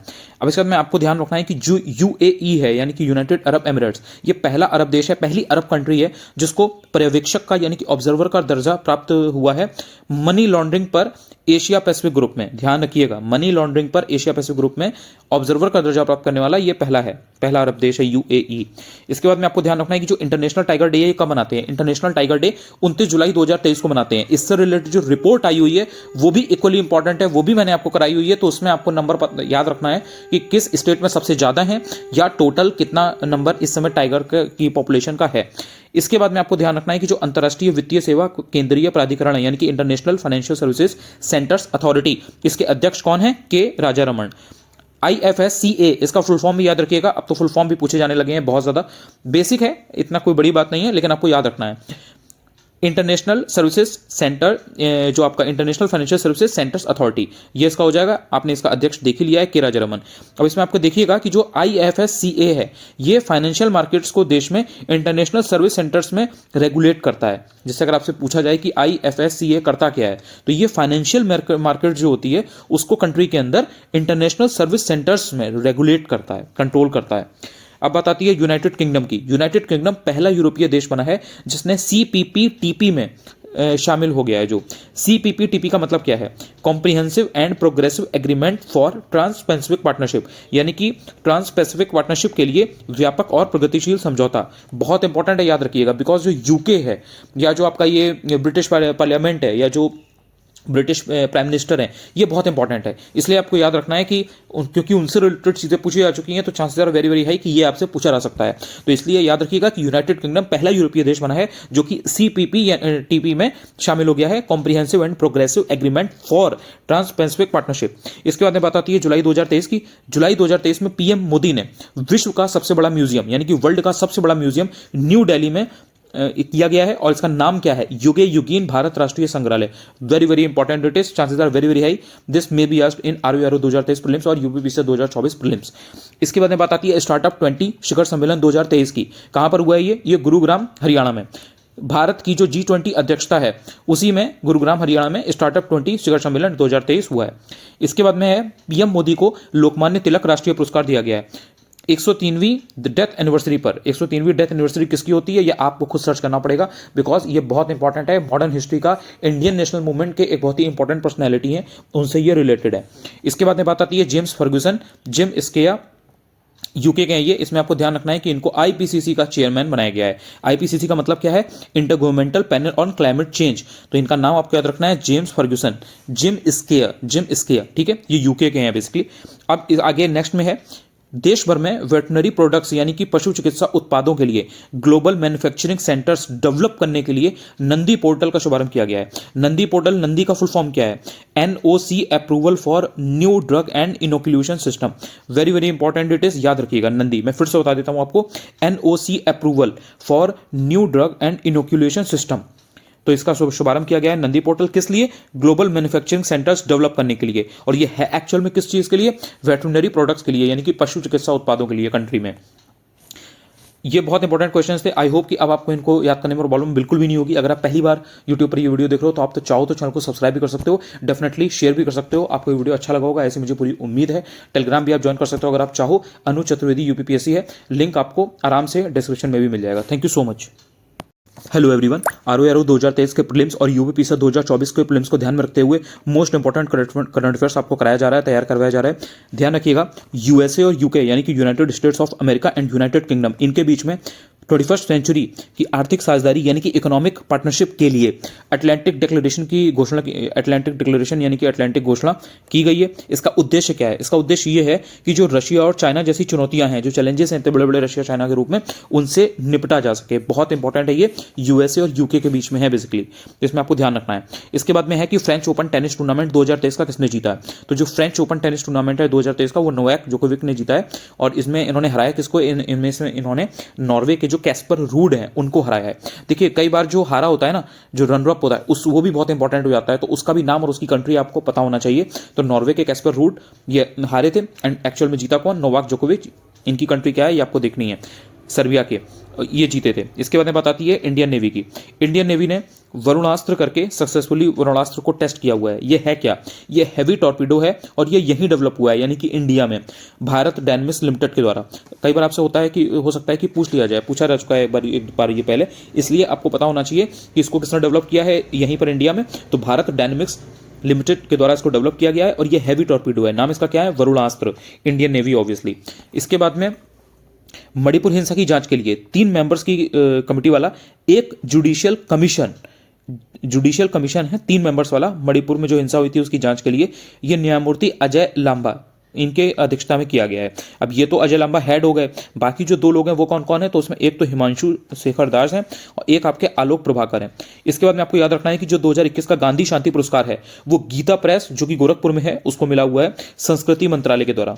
इसके बाद में जो साइक्लोन बिपरजॉय है गुजरात के सौराष्ट्र प्लस कच्छ में इसने भारी तबाही मचाई है, ये राजस्थान में भी इसने ऑब्वियसली इफेक्ट किया था। तो ये आपका बहुत इंपॉर्टेंट है, इसको याद रखिएगा। यह आपसे एपीएस के एग्जाम में पूछा गया है। तो जितने भी कैंडिडेट्स जिन्होंने पहले से वरदान ग्रुप को ज्वाइन कर रखा था ऑब्वियसली उनको ये क्वेश्चन मिला होगा, तो उन्होंने आराम से कर लिया होगा, उनको कोई प्रॉब्लम नहीं हुई होगी। इसके बाद बात आती है इंटरसोलर यूरोप 2023 प्रदर्शनी की। इंटरसोलर यूरोप 2023 प्रदर्शनी की एग्जीबिशन की कहां पर हुई है? ये म्यूनिख में हुई है, जर्मनी में, जर्मनी के म्यूनिख में हुई है। इसमें आपको ध्यान रखना है कि इसमें जो आईरेडा है यानी कि IREDA यानी कि भारतीय अक्षय ऊर्जा विकास एजेंसी, तो इसमें इन्होंने IREDA ने इस एग्जीबिशन में भाग लिया था, यानी कि पार्टिसिपेट किया था। जो फुल फॉर्म होते हैं वो पूछे जाने लगे हैं, इसलिए आपको याद रखना है Indian renewable energy development agency IREDA exhibition में भाग लिया। कहाँ हुई थी? म्यूनिख जर्मनी में हुई थी। इसके बाद में आपको देखना है कि जो USA है यानी कि यूनाइटेड स्टेट्स ऑफ अमेरिका, उन्होंने जून 2023 में यूनेस्को में फिर से शामिल होने का फैसला किया है। USA ने जून 2023 में यूनेस्को में फिर से शामिल होने का फैसला कर लिया है। इसके बाद में जो 21 जून है यानी कि 21 जून इंटरनेशनल योगा डे के रूप में इसको सेलिब्रेट किया जाता है। इंटरनेशनल डे ऑफ योगा भी इसको मतलब बोलते हैं। मेन थीम जो इसकी है वो क्या है? मेन थीम इसकी है योगा फॉर वसुधैव कुटुंबकम। इसके बाद में आपको ध्यान रखना है कि जो इंटरनेशनल योगा डे है ये पहली बार 2015 में कॉमेमोरेट किया गया था। इसके बाद में जून 2023 में अटलांटिक ओशियन में यानी कि अटलांटिक महासागर में लापता हो गई एक पनडुब्बी थी, सबमरीन थी, क्या नाम था उसका? टाइटन, और इसमें विस्फोट हो गया था एंड देन इसमें 5 लोग मर गए थे। काफी पॉपुलर भी हुई थी ये न्यूज। इसके बाद बात आती है कि जून 2023 में जर्मन शांति पुरस्कार किसको मिला है? जर्मन पीस प्राइज किसको मिला है? तो सलमान रुश्दी को ये मिला है उत्कृष्ट योगदान के लिए। जून 2023 में नया ग्लोबल फाइनेंस एग्रीमेंट कहां पर हुआ है? फ्रांस के पेरिस में हुआ है। क्या है ये? इसको ग्लोबल फाइनेंस एग्रीमेंट को बोलते हैं वैश्विक वित्त समझौता। ठीक है, अब इसमें भारत को रिप्रेजेंट किसने किया है? केंद्रीय वित्त मंत्री ने। केंद्रीय वित्त मंत्री अपने इंडिया की कौन है? अपने भारत देश की कौन है? निर्मला सीतारमण जी। इसके बाद में बात आती है कि एशियन चैंपियनशिप में पदक जीतने वाली भारत की पहली तलवारबाज यानी कि फेंसर कौन है? तो भवानी देवी हैं ये ऑब्वियसली फाइनल में इन्होंने उज्बेकिस्तान की जैनब जो दयाबेकोवा है उनसे ये हार गई थी, लेकिन इन्होंने मेडल जरूर जीता। तो ये बहुत ही इंपॉर्टेंट है, आपको याद रखना है। भवानी देवी एक्चुअल में बहुत इंपॉर्टेंट है। जब भी कभी आप तलवारबाजी की बात करोगे तो आपको भवानी देवी का नाम हमेशा ऊपर दिखेगा। तो आपको याद रखना है एशियन चैंपियनशिप में पदक जीता है इन्होंने, भारत की पहली तलवारबाज है भवानी देवी। उज्बेकिस्तान वाले से ये ऑब्वियसली उनसे हार गई, जैनब से ऑब्वियसली हार गई, तो इनको ब्रॉन्ज मेडल लेकिन तब भी मिला। उसके बाद में world economic forum, very very important, world economic forum June 2023 में इसने जेंडर गैप रिपोर्ट निकाली है 2023 की। इसमें इंडिया 127वें नंबर पर है। आइसलैंड इसमें लगातार 14वीं बार शीर्ष स्थान पर आई है, यानी कि टॉप पे आई है। मतलब लगातार 14 सालों से आइसलैंड नंबर 1 पे है, कोई इसको धक्का देकर नीचे नहीं ला पाया। और इंडिया 127 पर है, ये आपको याद रखना है। किस चीज में? जेंडर गैप रिपोर्ट 2023 में किसके द्वारा निकाली गई है? वर्ल्ड इकोनॉमिक फोरम के द्वारा, जून 2023 में। इसके बाद में बात आती है पैट्री ओर्पो की। जून 2023 में पैट्री ओर्पो ये फिनलैंड के नए प्रधानमंत्री यानी कि प्राइम मिनिस्टर बनाए गए। इन्होंने किसको रिप्लेस किया है? इन्होंने सना मारिन को रिप्लेस किया हुआ है। आई होप कि अब इन क्वेश्चंस को पढ़ने में, याद करने में कोई आपको प्रॉब्लम नहीं होगी, बिकॉज आपने इनको पहले भी पढ़ा हुआ था, देन आपने इनको अब रिवाइज भी कर लिया है। जो भी लोग पहली बार मेरे यूट्यूब पर वीडियो देख रहे हैं, ये वीडियो आपको अच्छा लगा होगा, ऐसी मुझे पूरी उम्मीद है, ऐसी पूरी मुझे आशा है। आप चाहें तो चैनल को सब्सक्राइब भी कर सकते हैं और डेफिनेटली अपने दोस्तों के साथ में शेयर कर सकते हैं, बिकॉज इतने कम समय में to the point, cut to cut exam oriented preparation उन्हें करने का मौका मिलेगा। चाहें तो आप टेलीग्राम पर भी ज्वाइन कर सकते हैं, अनुज चतुर्वेदी UPPSC मेरा चैनल का नाम है। आराम से आप सर्च करोगे मिल जाएगा, पॉपुलर चैनल है। ऊपर की तरफ आपको 26-27 सब्सक्राइबर दिखेंगे, तो आप सबसे पहले ही जान जाओगे। ब्लैक टी शर्ट में मेरी फोटो आपको मिल जाएगी। Thank you so much. Hello everyone यार, ये वीडियो बहुत इंपॉर्टेंट है। इसमें जो इवेंट्स है ना वो बहुत ही रटने वाली चीज़ें हैं। अब उसमें आपको लेकिन स्किप नहीं करना है, और अगर इनको आप पढ़ के जाओगे तो आपका एक क्वेश्चन श्योर रहेगा कि अगर आएगा तो मेरा सही हो जाएगा। एंड जनरली एक क्वेश्चन इससे पूछा जाता है। बात करता हूँ, देखिए, और एक बात ध्यान रखना, ये RORO 2023 का प्रीलिम्स जो कि 11 फरवरी को होना है उसके लिए, और यूपीपी से 2024 का प्रीलिम्स जो कि मार्च में होना है, दोनों के लिए इक्वली इंपॉर्टेंट है। तो ऐसा नहीं है कि सिर्फ ये RORO के लिए इंपॉर्टेंट है एंड यूपीपीएस में आप इसे भूल जाओगे, नहीं नहीं, दोनों के लिए इंपॉर्टेंट है। ध्यान रखिएगा, आगामी खेल आयोजन को इसमें मैं कवर करूंगा, यानी कि अपकमिंग स्पोर्ट्स इवेंट्स। देखिए, जो 13वां ICC ODI cricket world cup है मेन का, ऑब्वियसली 50 ओवर्स वाला 2023 में ऑब्वियसली ये हुआ है, इंडिया में हो रहा था। ये अभी चल रहा था, ये मतलब जब मैंने इसको करवाया था तो उस टाइम पर ये ऑनगोइंग था, यानी कि उस समय चल रहा था ये। ऑब्वियसली इसमें इंडिया ने फाइनल में हार कर बाहर हो गई इंडिया, एंड ऑस्ट्रेलिया चैंपियन बनी थी। बात की जाए 14वें यानी कि 14th वर्ल्ड कप की, तो ये 4 साल बाद होगा। कहां पर होगा? ये 2027 में south Africa, Zimbabwe and Namibia, यहां पर होगा। देन 15वें अगर वर्ल्ड कप की बात की जाए तो वो अगेन 4 साल बाद होगा, वो इंडिया बांग्लादेश में होगा। देन वो 2031 में होगा, यानी कि 2031। इसके बाद में अगर बात की जाए कि जो 9वां ICC T20 वर्ल्ड कप है वुमेन का, ये कहां पर होगा? तो ये 2024 में होने वाला है, और ये बांग्लादेश में होगा अगले साल, यानी कि अब ऑब्वियसली आपका आ गया है, जनवरी आ गया है, तो अब इसी साल होगा। आपको ध्यान रखना है कि जो 9वां T20 क्रिकेट वर्ल्ड कप है 2024 में होगा, लेकिन वो मेन वाला अगर जो होगा तो वो वेस्ट इंडीज और USA में है। ऐसे आपको याद रखना है कि जो आदमी लोग हैं वो basically West Indies and USA में खेलेंगे, एंड जो विमेन है वो बांग्लादेश में, ऑब्वियसली 2024 में ही। तो इससे आपको याद रखना है 9वां T20 वर्ल्ड कप है ये ICC का। इसके बाद में बात आती है 10वें T20 क्रिकेट वर्ल्ड कप की, तो ये अगेन 2 साल बाद होगा, तो ये 2026 में होगा। तो जो 2026 में होगा ना वो इंडिया एंड श्रीलंका में होगा, और जो 2028 में होगा यानी कि अगेन 2 साल बाद वो 11वां होगा, और वो 11वां वाला जो होगा ना वो ऑस्ट्रेलिया एंड न्यूजीलैंड में होगा। फिर जो 12वां वाला होगा, अब देखो वही चीज़ है, रिवाइज करना है आपको। 10वां 11वां 9वां इसी तरीके से है, 2-2 साल बाद होता है, तो उसमें आप रिलेट करके पढ़ो कि जो 9वां वाला है ना, तो उसमें जो फीमेल वाला है यानी कि जो विमेन वाला है वो आपका बांग्लादेश में होगा। उसके बाद में जो 10वां वाला है वो 2026 में है, 2 साल बाद। 24 के बाद 26 आएगा ना, तो 2 साल बाद 26 में होगा, वो होगा इंडिया श्रीलंका में। देन जो 11वां वाला होगा वो ऑस्ट्रेलिया एंड न्यूजीलैंड में होगा। देन जो 12वां वाला होगा वो आपका इंग्लैंड, वेल्स, आयरलैंड और स्कॉटलैंड में होगा। कब होगा? 2030 में। ध्यान रखना है आपकी जो चैंपियंस ट्रॉफी है वो 2025 में होगी। चैंपियंस ट्रॉफी कब होगी? 2025 में। कहाँ होगी? पाकिस्तान में। चैंपियंस ट्रॉफी 2029 में जो होगी, यानी कि अगेन 4 साल बाद, वो कहाँ होगी? वो इंडिया में होगी। यानी कि इंडिया में अब अगर आप देखो तो चैंपियंस ट्रॉफी अब से कब होने वाली है? 2024 से 5 साल बाद, यानी कि 2029 में होने वाली है। तो ये कुछ मोस्ट इंपॉर्टेंट इवेंट्स थी जो कि क्रिकेट से रिलेटेड थी, ये आपसे पूछी जा सकती हैं, तो इनको आपको याद रखना है। आई होप कि आपको इस वीडियो से काफी हेल्प मिली होगी। चैनल पर अगर आप पहली बार आए यूट्यूब पर, तो आप चाहो तो चैनल को सब्सक्राइब भी कर सकते हो, चाहो तो आप टेलीग्राम पर भी ज्वाइन कर सकते हो। अनूप चतुर्वेदी UPPSC आप सर्च करोगे, इसी YouTube चैनल के नाम से है, आपको आराम से मिल जाएगा। 26-27 हज़ार सब्सक्राइबर है, ऊपर ही आपको मिल जाएगा। Thank you so much. इस वीडियो को आप डेफिनेटली शेयर कर सकते हो अगर आपको अच्छा लगा हो तो। देखिए, इसमें मैं जो फुटबॉल से रिलेटेड इंपॉर्टेंट अपकमिंग इवेंट्स हैं या इस साल जो इवेंट हुई थी उनको मैं डिस्कस करूंगा। RORO 2023 के प्रीलिम्स को ध्यान में रखते हुए जो कि 11 फरवरी को शेड्यूल्ड है, या फिर UBP से 2024 के प्रीलिम्स को ध्यान में रखते हुए जो कि मार्च में शेड्यूल्ड है। ये बहुत इंपॉर्टेंट है, याद रखिएगा। इनको गलत करना आप एफोर्ड नहीं कर सकते, बिकॉज ये बहुत ही शॉर्ट क्वेश्चन होते हैं कि इस टाइप के क्वेश्चन आना एक्सपेक्टेड होता है। तो इनको आप पहले से पढ़ के जाइए, याद करके जाइए, तो आपका एक क्वेश्चन पक्का ही पक्का है। देखिए, जो 9वां फीफा का वर्ल्ड कप है 2023 में हुआ है विमेन वाला, कहां पर हुआ है? ये ऑस्ट्रेलिया न्यूजीलैंड में। जो 23वां फीफा का वर्ल्ड कप है 2026 में होगा। 23वां फीफा का वर्ल्ड कप 2026 में होगा। कहां कहां पर होगा? ये कनाडा, मैक्सिको एंड अमेरिका में। इसके बाद में आपको ध्यान रखना है जो अदर गेम्स हैं वो कहां पर किस साल होंगे, वो आपको याद रखना है। सबसे पहले बात आती है मेन के रग्बी वर्ल्ड कप की। ये 2023 में कहां पे हुआ है? फ्रांस में। सुदीर्घ कप कहां पर हुआ है? 2023 में चाइना में। कबड्डी वर्ल्ड कप की अगर आप बात करो तो ये 2025 में होगा। कहां पर होगा? वेस्टर्न मिडलैंड्स, इंग्लैंड में। इसके बाद में आप बात करते हो वर्ल्ड बैडमिंटन चैंपियनशिप की, ये इंडिया में होगा। मोस्ट इंपॉर्टेंट है ये। कब होगा? लेकिन 2026 में होगा, 2 साल बाद होगा। इसके बाद बात आती है आईबा की, यानी कि AIBA, यानी कि AIBA वर्ल्ड बॉक्सिंग चैंपियनशिप। ये मुक्केबाजी की होती है वर्ल्ड लेवल पर। ये 2023 में हुई है। कहां पर हुई है? उज्बेकिस्तान के ताशकंद में। ताशकंद उज्बेकिस्तान में। इसके बाद में आपको ध्यान रखना है कि जो 14वां दक्षिण एशियाई खेल है, यानी कि जो 14th साउथ एशियन गेम्स हैं, ये 2024 में होंगे। कहां पर होंगे? पाकिस्तान में। इसके बाद में जो 23rd राष्ट्रमंडल खेल है, यानी कि कॉमनवेल्थ गेम्स, ये 2026 में होंगे।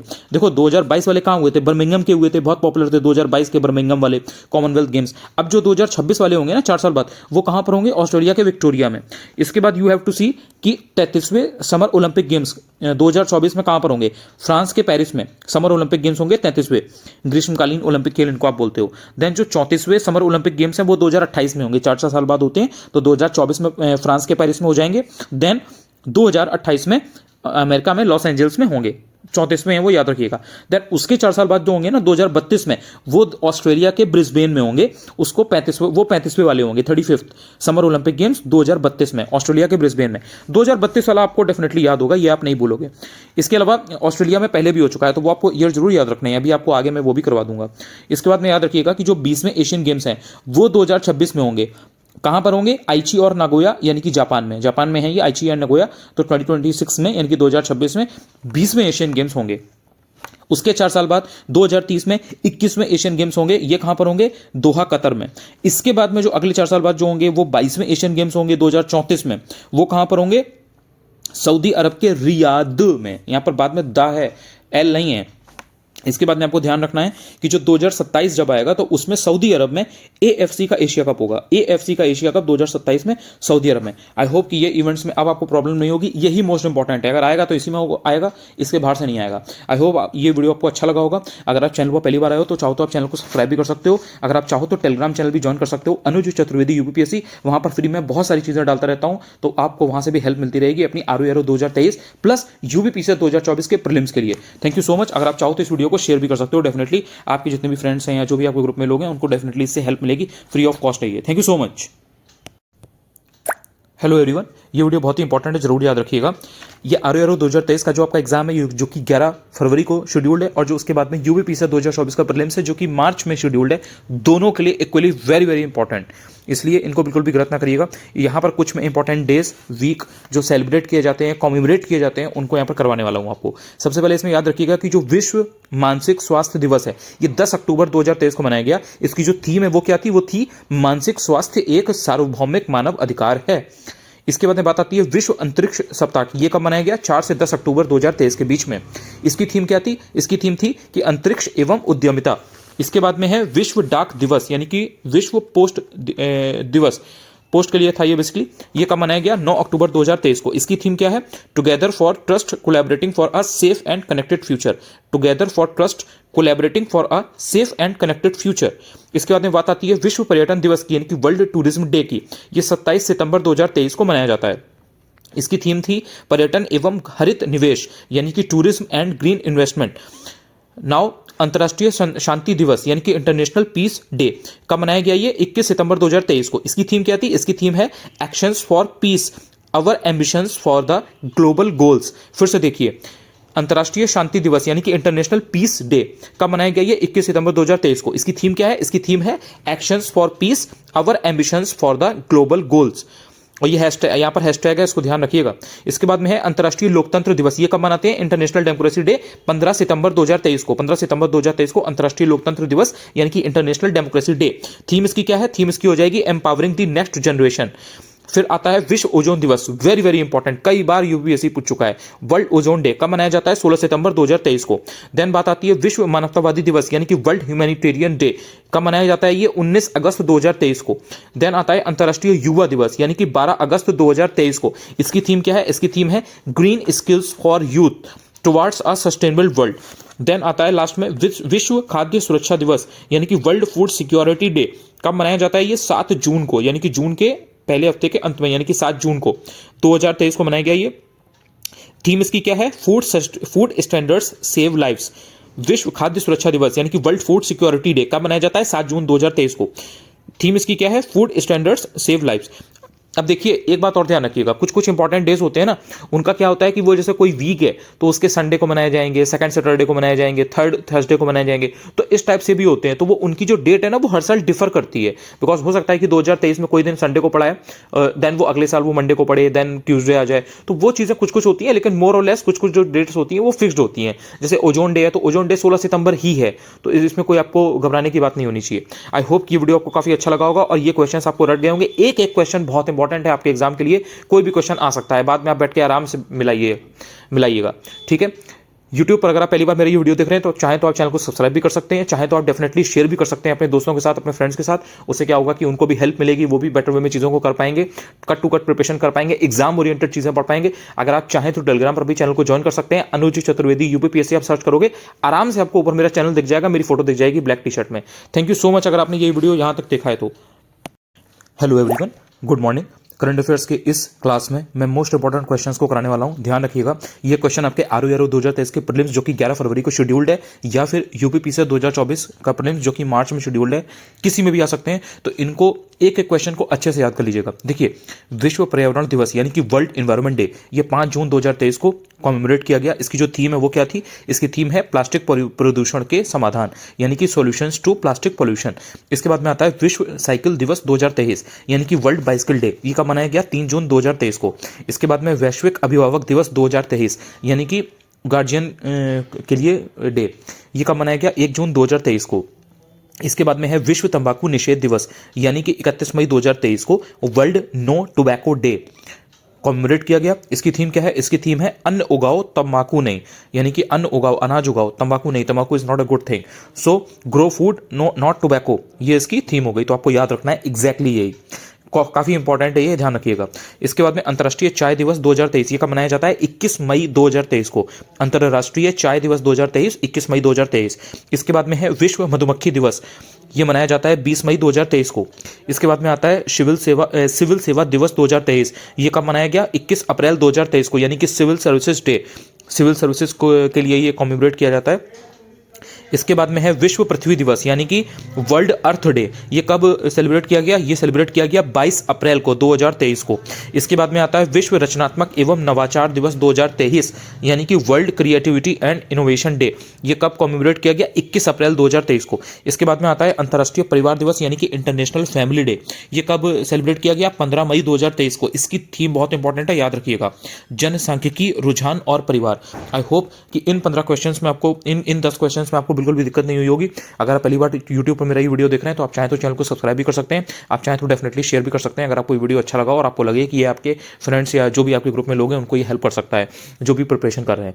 Thank you so much. Telegram अगर आपने ज्वाइन नहीं किया तो आप चाहें तो ज्वाइन कर सकते हैं, अनुज चतुर्वेदी यूपीपीएससी, आप टेलीग्राम पर सर्च करोगे आपको आसानी से मिल जाएगा। Thank you so much. लगातार पढ़ते रहिए, इस टाइम पर रिवाइज करना पढ़ना बहुत इंपॉर्टेंट है। कम से कम 8 घंटे 7 घंटे पढ़िए। जो लोग फुल टाइम प्रिपरेशन कर रहे हैं, जो लोग फुल टाइम प्रिपरेशन नहीं कर रहे हैं, वर्किंग है, उनको भी कम से कम 5 से 6 घंटे इन लास्ट के 25-30 दिनों में देने ही देने चाहिए। Thank you so much. Hello everyone, good afternoon. देखिए, ये वीडियो बहुत इंपॉर्टेंट है आरओ 2023 के प्रीलिम्स प्लस यूपीपीसीएस 2024 के प्रीलिम्स के लिए। यहाँ पर मैं करंट अफेयर्स के कुछ मोस्ट इंपॉर्टेंट क्वेश्चन को कराने वाला हूँ। ध्यान रखिएगा, इसमें से कोई भी क्वेश्चन आ सकता है एग्जाम में, इसलिए हर एक क्वेश्चन को बहुत ही अच्छी तरह से याद करिए। विश्व विरासत दिवस यानी कि वर्ल्ड हेरिटेज डे, ये 18 अप्रैल 2023 को मनाया गया। इसकी जो थीम है वो है विरासत परिवर्तन यानी कि हेरिटेज चेंज। फिर है विश्व हीमोफीलिया दिवस, ये 17 अप्रैल 2023 को सेलिब्रेट किया गया। इसकी थीम है access for all, prevention of bleeds as the global standard of care. Access for all, prevention of bleeds as the global standard of care. इसके अंदर बात आती है विश्व स्वास्थ्य दिवस यानी कि वर्ल्ड हेल्थ डे, ये 7 अप्रैल 2023 को मनाया गया। इसकी थीम है सभी के लिए स्वास्थ्य यानी कि हेल्थ फॉर ऑल। इसके बाद है विश्व क्षय रोग दिवस, ये 24 मार्च 2023 को सेलिब्रेट किया गया यानी कि वर्ल्ड टीबी डे। इसकी थीम है yes we can end TB. इसके बाद है अर्थ आवर 2023 यानी कि अर्थ आवर 2023, ये आपका 25 मार्च 2023 को सेलिब्रेट किया गया। इसकी थीम है the biggest hour for earth. Then है विश्व जल दिवस यानी कि वर्ल्ड वाटर डे, ये 22 मार्च 2023 को मनाया गया। इसकी थीम है त्वरित परिवर्तन यानी कि एक्सेलरेटिंग चेंज। इसके बाद है विश्व रेडियो दिवस यानी कि वर्ल्ड रेडियो डे, ये 13 फरवरी 2023 को मनाया गया यानी कि 14 फरवरी के एक दिन पहले। इसकी थीम है रेडियो और शांति यानी कि रेडियो एंड पीस। इसके बाद आता है विश्व दलहन दिवस यानी कि पल्सेस के लिए डे, ये 10 फरवरी 2023 को मनाया गया। राष्ट्रीय पर्यटन दिवस यानी कि नेशनल टूरिज्म डे, ये 25 जनवरी 2023 को मनाया गया यानी कि 26 जनवरी के एक दिन पहले। इसके बाद हमें है विश्व अंतरधार्मिक सद्भाव सप्ताह यानी कि वर्ल्ड इंटरफेथ हार्मनी वीक, ये 1 से 7 फरवरी 2023 के बीच में मनाया गया। इसकी थीम है harmony in a world in crisis. I hope कि ये सारे क्वेश्चंस आपको अच्छे से याद हो गए होंगे। अगर आपने पहली बार ये वीडियो देखा हो यूट्यूब पर तो आप चाहो तो चैनल को सब्सक्राइब भी कर सकते हो। डेफिनेटली अगर आपको वीडियो अच्छा लगा हो तो शेयर भी कर सकते हो, एंड टेलीग्राम पर आप ज्वाइन कर सकते हो, अनुज चतुर्वेदी यूपीपीएससी आप सर्च करोगे आपको आराम से ऊपर मिल जाएगा। 27,000 से ज़्यादा सब्सक्राइबर है, सामने ही दिख जाता है उसमें। Thank you so much. लगातार रिवाइज करते रहिए, इस टाइम पर रिवीजन करना किसी भी चीज़ से ज़्यादा इंपॉर्टेंट है। जो भी पढ़ो उसे आप ट्राई करो कि आपसे रिवाइज करते रहो। हेलो एवरीवन, करंट अफेयर्स की इस क्लास में कुछ मोस्ट इंपॉर्टेंट करंट अफेयर्स के जो क्वेश्चंस हैं उनको आपको अच्छे से याद करना है। पहला है राष्ट्रीय पर्यटन दिवस यानी कि नेशनल टूरिज्म डे कब मनाया जाता है? ये 25 जनवरी 2023 को। राष्ट्रीय बालिका दिवस यानी कि 24 जनवरी 2023 को राष्ट्रीय बालिका दिवस मनाया गया। विश्व आर्द्र भूमि दिवस यानी कि वर्ल्ड वेटलैंड्स डे, ये 2 फरवरी 2023 को मनाया गया। Very very important question it is. इसकी थीम है revive and restore degraded wetlands. फिर से याद रखिए, revive and restore degraded wetlands. किसकी थीम है ये? वर्ल्ड वेटलैंड्स डे यानी कि विश्व आर्द्र भूमि दिवस की। कब मनाया जाता है? ये 2 फरवरी 2023 को मनाया गया। इसके बाद आता है वैश्विक पुनर्चक्रण दिवस यानी कि ग्लोबल रिसाइकलिंग डे। कब मनाया गया? ये 18 मार्च 2023 को। इसकी थीम क्या है? इसकी थीम है क्रिएटिव इनोवेशन। क्रिएटिव इनोवेशन 18 मार्च 2023 को मनाए गए ग्लोबल रिसाइकलिंग डे की थीम है। इसके बाद में आता है विश्व गौरैया दिवस। ये 20 मार्च 2023 को सेलिब्रेट किया गया। वर्ल्ड स्पैरो डे, इसकी थीम है आई लव स्पैरो। इसके बाद आता है विकास एवं शांति के लिए अंतर्राष्ट्रीय खेल दिवस। ये 6 अप्रैल 2023 को मनाया गया। अंतर्राष्ट्रीय खेल दिवस किस चीज़ के लिए? विकास एवं शांति के लिए, डेवलपमेंट एंड पीस के लिए। 6 अप्रैल 2023। इसकी थीम क्या है? Scoring for people and the planet. Theme क्या है? Scoring for people and the planet. इसके बाद में बात आती है अंतर्राष्ट्रीय वन दिवस यानी कि 21 मार्च 2023 को अंतर्राष्ट्रीय वन दिवस सेलिब्रेट किया गया। इसकी थीम है वन एवं स्वास्थ्य यानी कि फॉरेस्ट एंड हेल्थ। देन बात आती है विश्व जल दिवस की यानी कि वर्ल्ड वाटर डे। ये 22 मार्च 2023 को मनाया गया। इसका जो फोकस था मेन इस दिन को मनाने का, वो था किस चीज़ पर फोकस था? वो इस चीज़ पर फोकस था कि जल और स्वच्छता संकट समाधान से तेजी से परिवर्तन लाना। इसके बाद में आता है विश्व किडनी दिवस। किडनी के लिए ये दिवस, ये डे है जो मनाया जाता है 9 मार्च 2023 को, जागरूकता वगैरह फैलाने के लिए 9 मार्च 2023 को। इसकी थीम क्या है? इसकी थीम है kidney health for all, preparing for the unexpected, supporting the vulnerable. इसके बाद में आपको याद रखना है कि विश्व उपभोक्ता अधिकार दिवस यानी कि world consumer rights day, very very important it is. 15 मार्च 2023 को यह मनाया जाता है। इसकी थीम है स्वच्छ ऊर्जा बदलाव में उपभोक्ताओं को सशक्त बनाना यानी कि जो कस्टमर्स हैं उनको एम्पावर करना है क्लीन एनर्जी में होने वाले चेंजेस को लेकर के। विश्व उपभोक्ता अधिकार दिवस 15 मार्च मोस्ट इंपॉर्टेंट है। पहली बार अगर आप ये वीडियो देख रहे हैं यूट्यूब पर, चाहे तो आप चैनल को सब्सक्राइब भी कर सकते हैं, चाहे तो डेफिनेटली शेयर भी कर सकते हैं इस वीडियो को। अगर आपको वीडियो से कुछ भी हेल्प हुई हो, आप चाहे तो टेलीग्राम पर भी ज्वाइन कर सकते हैं। अनुज चतुर्वेदी यूपीपीएससी टेलीग्राम का लिंक है डिस्क्रिप्शन में भी आपको मिल जाएगा। Thank you so much. लगातार पढ़िए, लगातार रिवाइज करिए। इस समय आपका जोर चीज़ों को जल्दी जल्दी रिवाइज करने की तरफ होना चाहिए। Thank you so much. Hello everyone, good morning. इस वीडियो में बहुत ही इंपॉर्टेंट करंट अफेयर्स के क्वेश्चंस को मैं करवाने वाला हूं, जो कि आरओ एरो 2023 के प्रीलिम्स जो कि 11 फरवरी 2024 को शेड्यूल्ड है, और उसके बाद में यूपीपीसीएस 2024 का प्रीलिम्स जो कि मार्च में शेड्यूल्ड है। दोनों के लिए इक्वली इंपॉर्टेंट है। एक एक क्वेश्चन बहुत इंपॉर्टेंट है, इसलिए इसको याद रखिएगा। एक भी क्वेश्चन को भूलने की गलती मत करिएगा। सबसे पहले है विश्व कैंसर दिवस यानी कि वर्ल्ड कैंसर डे। ये कब सेलिब्रेट किया गया? ये सेलिब्रेट किया गया 4 फरवरी 2023 को, कैंसर से रिलेटेड जागरूकता फैलाने के लिए, अवेयरनेस फैलाने के लिए। इसकी थीम थी क्लोज द केयर गैप यानी कि क्लोज द केयर गैप। 4 फरवरी 2023 को मनाए गए वर्ल्ड कैंसर डे की थीम थी। इसके बाद बात आती है राष्ट्रीय मतदाता दिवस यानी कि नेशनल वोटर्स डे। ये कब मनाया गया? 25 जनवरी 2023 को यानी कि 26 जनवरी के एक दिन पहले। इसकी थीम थी वोट जैसा कुछ नहीं, वोट जरूर डालेंगे हम। इसके बाद में बात आती है अंतर्राष्ट्रीय मातृभाषा दिवस की। ये एग्जाम ये जो है ये एग्जाम में पूछा जा चुका है। 21 फरवरी 2023 को अंतर्राष्ट्रीय मातृभाषा दिवस मनाया गया। इसका मुख्य विषय था बहुभाषी शिक्षा, शिक्षा को बदलने की आवश्यकता। राष्ट्रीय विज्ञान दिवस नेशनल साइंस डे, ये कब मनाया गया? 28 फरवरी 2023 को। मुख्य विषय इसका क्या रहा? ये किस मुख्य विषय पर था ये? तो ये था वैश्विक कल्याण के लिए वैश्विक विज्ञान। वैश्विक कल्याण के लिए वैश्विक विज्ञान यानी कि अगर आपको पूरे विश्व में सबका कल्याण करना है तो आपको पूरे विश्व में विज्ञान को बढ़ाना होगा। विश्व समुद्री घास दिवस यानी कि वर्ल्ड सी ग्रास डे, ये 1 मार्च 2023 को मनाया गया। इसकी थीम थी स्वस्थ समुद्री घास स्वस्थ ग्रह यानी कि healthy sea grass healthy planet. इसके बाद बात आती है शून्य भेदभाव दिवस की यानी कि जीरो डिस्क्रिमिनेशन डे। 1 मार्च 2023 को शून्य भेदभाव दिवस या जीरो डिस्क्रिमिनेशन डे मनाया गया। इसका मुख्य विषय था सेव लाइव्स डीक्रिमिनलाइज। इसके बाद में आता है विश्व वन्यजीव दिवस यानी कि वर्ल्ड वाइल्ड लाइफ डे। ये 3 मार्च 2023 को मनाया गया। विश्व वन्यजीव दिवस वर्ल्ड वाइल्ड लाइफ डे 3 मार्च 2023 को मनाया गया। इसकी थीम थी वन्यजीव संरक्षण के लिए भागीदारी। अंतर्राष्ट्रीय महिला दिवस वेरी वेरी इंपॉर्टेंट, ये 8 मार्च 2023 को मनाया गया। इसकी थीम थी डिजिट ऑल, लैंगिक समानता के लिए नवाचार और प्रौद्योगिकी यानी कि जेंडर इक्वेलिटी के लिए इनोवेशन एंड टेक्नोलॉजी। इसके बाद बात आती है राष्ट्रीय सुशासन दिवस की यानी कि नेशनल गुड गवर्नेंस डे। ये 25 दिसंबर को सेलिब्रेट किया गया यानी कि क्रिसमस डे के दिन। विश्व हिंदी दिवस 2023, ये कब मनाया गया? 10 जनवरी 2023 को। 10 जनवरी 2023 को यानी कि कल, अगर आप देखोगे 2024 में तो 10 जनवरी को विश्व हिंदी दिवस मनाते हैं। राष्ट्रीय युवा दिवस की अगर आप बात करो तो ये 12 जनवरी 2023 को मनाया गया। राष्ट्रीय स्टार्टअप दिवस की अगर आप बात करो तो ये 16 जनवरी 2023 को मनाया गया।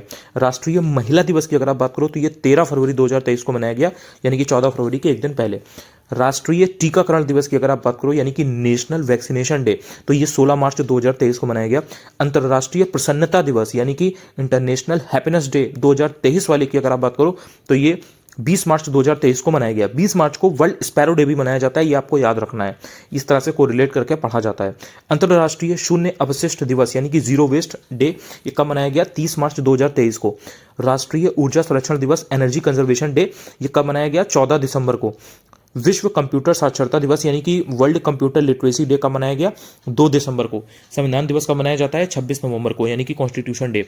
पराक्रम दिवस कब मनाया जाता है? 23 जनवरी 2023 को, नेताजी सुभाष चंद्र बोस के स्मृति में। आई होप ये क्वेश्चंस आपको अच्छे से याद हो गए होंगे। अगर आप पहली बार यूट्यूब पर मेरा ये वीडियो देख रहे हो तो आप चाहो तो चैनल को सब्सक्राइब भी कर सकते हो। डेफिनेटली अगर आपको इससे कुछ फायदा हुआ हो तो शेयर भी कर सकते हो। एंड टेलीग्राम आप डेफिनेटली ज्वाइन कर लेना, अनुज चतुर्वेदी यूपीपीएससी। टेलीग्राम का लिंक आपको डिस्क्रिप्शन में मिल जाएगा, वरना आप सर्च करोगे आपको सामने ही मेरी फोटो दिख जाएगी ब्लैक टी शर्ट में, एंड मैं मिल जाऊंगा वहाँ पर आपको। Thank you so much. लगातार पढ़ते रहो। इस टाइम पर किसी भी चीज़ से ज़्यादा इंपॉर्टेंट ये है कि आप रिवाइज कितना करते हो। 4 घंटे कम से कम आपको इस टाइम पर रिवाइज करना है, जब आपके पास सिर्फ 10-15 दिन बचे हुए हैं। Thank you so much. Hello everyone, ये वीडियो बहुत ही इंपॉर्टेंट है करंट अफेयर्स का। इसमें आपको ध्यान रखना है, जो भी चीज़ें इसमें मैं कराने वाला हूँ, एक एक क्वेश्चन आपका एग्जाम में पूछा जा सकता है, चाहे वो आरओआर का 2023 का प्रीलिम्स हो जो कि 11 फरवरी 2024 को शेड्यूल्ड है, या फिर यूपीपीएससी 2024 का प्रीलिम्स हो जो कि मार्च में शेड्यूल्ड है। ध्यान रखिएगा, यमुना एक्सप्रेसवे 165 किलोमीटर लंबा है। जो नोएडा ग्रेटर नोएडा एक्सप्रेसवे है ये 25 किलोमीटर का है। आगरा लखनऊ एक्सप्रेसवे की आप बात करोगे तो ये 302 किलोमीटर का है। अगर आप दिल्ली मेरठ एक्सप्रेसवे की बात करोगे तो ये 96 किलोमीटर्स का है। अगर आप बात करोगे पूर्वांचल एक्सप्रेसवे की तो ये 341 किलोमीटर्स का है। बुंदेलखंड एक्सप्रेसवे की बात करोगे तो ये 296 किलोमीटर्स का है। अगर आप टोटल वर्किंग एक्सप्रेसवे देखोगे तो ये 1225 किलोमीटर है। अंडर कंस्ट्रक्शन वाले अगर आप एक्सप्रेसवेज देखोगे तो ये टोटल 1974 किलोमीटर है। अगर आप गोरखपुर लिंक एक्सप्रेसवे की बात करते हो तो ये 91 किलोमीटर का लंबा है। अगर आप गंगा एक्सप्रेसवे की बात करते हो तो ये 594 किलोमीटर लंबा है। अगर आप लखनऊ कानपुर एक्सप्रेसवे की बात करोगे तो ये 63 किलोमीटर है। अगर गाजियाबाद कानपुर एक्सप्रेसवे की बात करोगे तो ये 380 किलोमीटर है। अगर आप गोरखपुर सिलीगुड़ी एक्सप्रेसवे की बात करोगे तो ये 519 किलोमीटर लंबा है, यानी कि 519। अगर आप दिल्ली सहारनपुर देहरादून एक्सप्रेसवे की बात करोगे तो ये 210 किलोमीटर लंबा है। अगर आप गाजीपुर बलिया मांझी घाट एक्सप्रेसवे की बात करोगे तो ये 117 किलोमीटर लंबा है। आई होप अब ये आप एक भी नहीं भूलोगे। Very very important these are. पहली बार अगर यूट्यूब पर आप ये वीडियो देख रहे हो तो चाहो तो आप चैनल को सब्सक्राइब भी कर सकते हो, चाहो तो आप डेफिनेटली अपने दोस्तों के साथ शेयर भी कर सकते हो, जो प्रिपरेशन कर रहे हो उनको भी हेल्प मिलेगी। और चाहो तो आप सब लोग टेलीग्राम पर ज्वाइन भी कर सकते हो, अनुज चतुर्वेदी यूपीपीएससी। टेलीग्राम पर आप सर्च करोगे आपको आराम से मिल जाएगा। Thank you so much. इस टाइम पर डेली रिवाइज करो। जितना ज़्यादा रिवाइज करोगे उतना ज़्यादा कॉन्फिडेंस आपके पास आएगा। जितना ज़्यादा कॉन्फिडेंस आपके पास होगा उतना ज़्यादा आप इधर उधर भटकोगे नहीं ऑप्शन के बीच में, एंड जो ऑप्शन आप चूज करोगे वो राइट होगा आपका। इसलिए लगातार रिवाइज करो, यही आपको एनर्जी देगा, यही आपका कॉन्फिडेंस बूस्ट करेगा, यही आपकी एक्यूरेसी को अच्छा करेगा। Thank you so much. Hello everyone, ये वीडियो बहुत बहुत बहुत ज़्यादा इंपॉर्टेंट है आरओआर 2023 के प्रीलिम्स के लिए और यूपीपीएससी 2024 के प्रीलिम्स के लिए, जो कि रेस्पेक्टिवली फरवरी और मार्च में शेड्यूल्ड है। देखिए, इसमें जो भी चीज़ें मैं कराने वाला हूँ इनको आपको अच्छे से याद कर लेना है, क्योंकि इनमें से कोई भी क्वेश्चन एग्जाम में आ सकता है। केंद्रीय बजट यानी कि जो सेंटर का बजट था 2023-24 वाला, उसमें कुछ इंपॉर्टेंट शब्दों का इस्तेमाल किया गया था, तो उनके फुल फॉर्म एग्जाम में पूछे जा सकते हैं। आपने एपीएस का पेपर देखा होगा तो आपने देखा होगा उसमें कि 3 क्वेश्चन ऐसे थे जिसमें सिर्फ और सिर्फ उसका फुल फॉर्म पूछा गया था। तो जो फुल फॉर्म होते हैं ना वो आपको एक्चुअल में पता होना चाहिए। जैसे नंदी है या अतिथि है या लाइफ है, यूआईडीएफ है, तो ये सब क्या है आपको पता होना चाहिए। चलिए कराता हूं आपको। सबसे पहले है लाइफ। लाइफ का फुल फॉर्म हो जाएगा लाइफ स्टाइल फॉर एनवायरनमेंट। इसके बाद में है यूआईडीएफ, इसका मतलब होता है अर्बन इंफ्रास्ट्रक्चर डेवलपमेंट फंड। फिर बात आती है गोवर्धन की, तो गोवर्धन का हो जाएगा galvanising organic bio agro resources धन। इसके बाद आती है पीएम प्रणाम की बात। पीएम प्रणाम का मतलब है PM programme for restoration awareness nourishment amelioration of mother earth. इसके बाद में आप बात करते हो पीएम विकास की। पीएम विकास का हो जाएगा पीएम विश्वकर्मा कौशल सम्मान। फिर आप बात करते हो मिस्टी की। मिस्टी का हो जाएगा mangrove initiative for shoreline habitats and tangible incomes. Then आप बात करते हो पैक्स की। पैक्स का हो जाएगा प्राइमरी एग्रीकल्चरल क्रेडिट सोसाइटीज। फिर आप बात करते हो भारत श्री की। भारत श्री का हो जाएगा Bharat shared repository of inscriptions. Then आप बात करते हो एलजीडी की, तो एलजीडी का मतलब होता है लैब ग्रोन डायमंड्स। जैम की बात आप करोगे तो जैम का हो जाएगा जन धन आधार मोबाइल। इंपॉर्टेंट नोट इसमें आपको ध्यान रखना है कि ये फुल फॉर्म ऐसे ही है इंग्लिश में, तो इनमें आपको ये नहीं देखना है कि लाइक इसका हिंदी क्या होगा या समथिंग, इसको एज इट इज याद कर लीजिए। कुछ कुछ शब्द ऐसे होते हैं जो हिंदी में ही होते हैं, कुछ कुछ शब्द ऐसे होते हैं जो इंग्लिश में ही उनका फुल फॉर्म होता है, तो आपको इस तरह से इसको देख लेना है, बहुत इंपॉर्टेंट है ये। पहली बार अगर आप ये वीडियो मेरा देख रहे हो यूट्यूब पर, तो आप चाहो तो चैनल को सब्सक्राइब भी कर सकते हो, चाहो तो अपने जो प्रिपरेशन करने वाले आपके दोस्त हैं उनके साथ आप शेयर भी कर सकते हो। टेलीग्राम जरूर ज्वाइन कर लेना, अनुज चतुर्वेदी यूपीपीएससी आप सर्च करोगे, ये यूट्यूब चैनल के नाम से है, सबसे आगे आपको सामने दिख जाएगा, 27-28 के आसपास आपको सब्सक्राइबर उसमें दिख जाएंगे। थैंक यू सो मच, लगातार रिवाइज करो। रिवीजन में किसी तरीके की कोई कमी नहीं होनी चाहिए, जितनी जो जरूरत पड़ेगी, जहां जैसी जरूरत पड़ेगी, आई एम देयर। लेकिन आप लोगों के अंदर मुझे वो चीज़ दिखनी चाहिए, वो एनर्जी दिखनी चाहिए कि हाँ डेली बेसिस पे सर हम 4 घंटे रिवाइज कर रहे हैं और इस बार कैसे भी हमको करना ही करना है। Thank you so much.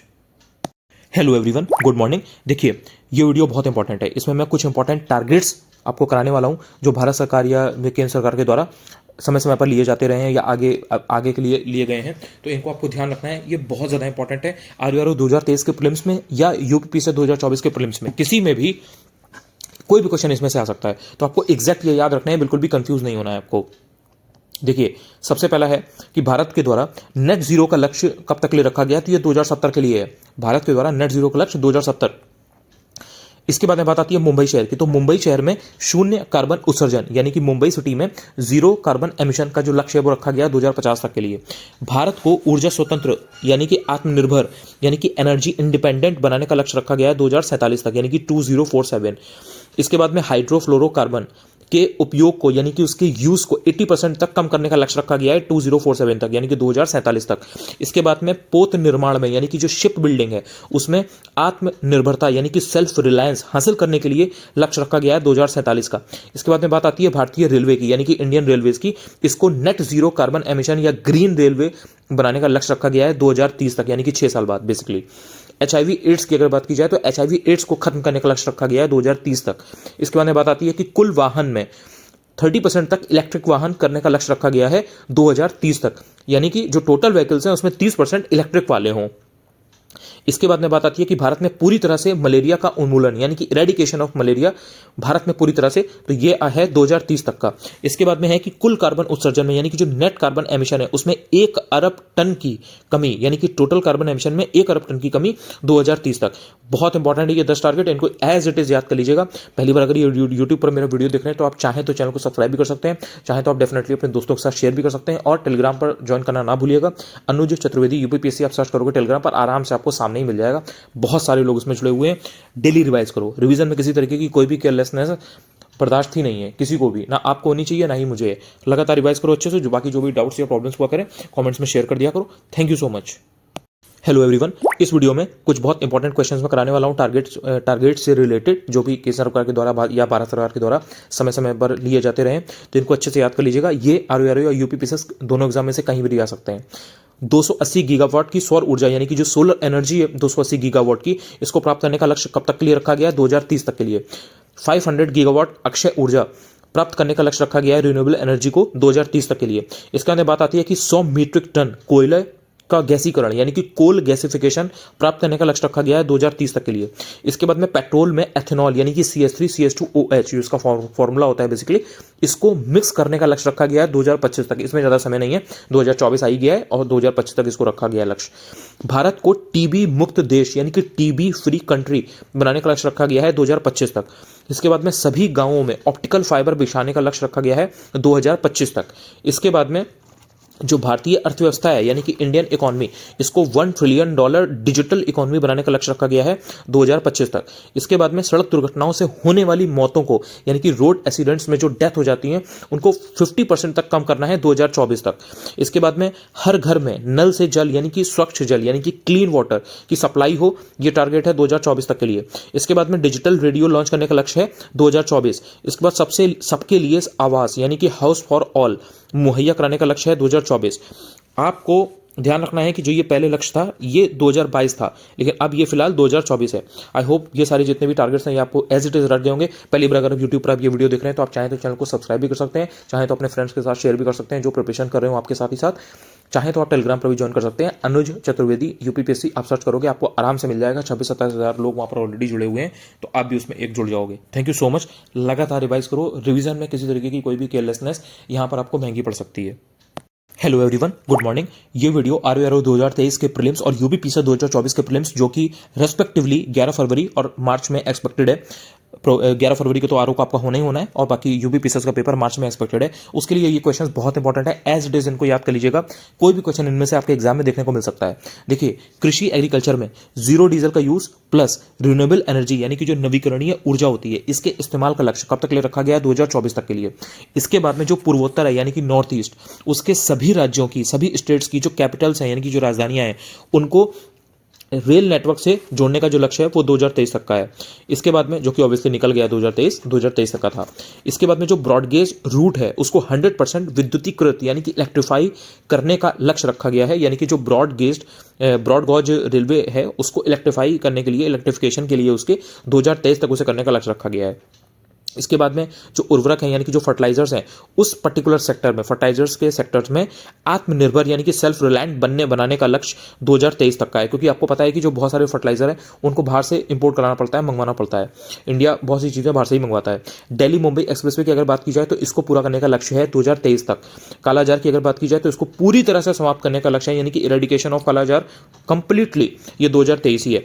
I hope ये आपको 5 टारगेट एक्जैक्टली याद रहेंगे और आप इनको बिल्कुल भी भूलेंगे नहीं। अगर पहली बार यूट्यूब पर वीडियो देख रहे हैं तो आप चाहें तो चैनल को सब्सक्राइब भी कर सकते हैं, चाहें तो अपने तैयारी करने वाले दोस्तों के साथ शेयर भी कर सकते हैं। अगर आप चाहें तो टेलीग्राम पर भी ज्वाइन कर सकते हैं। अनुज चतुर्वेदी यूपीपीएससी है, वहीं पर मैं फ्री पीडीएफ बहुत सारी शेयर करता रहता हूं।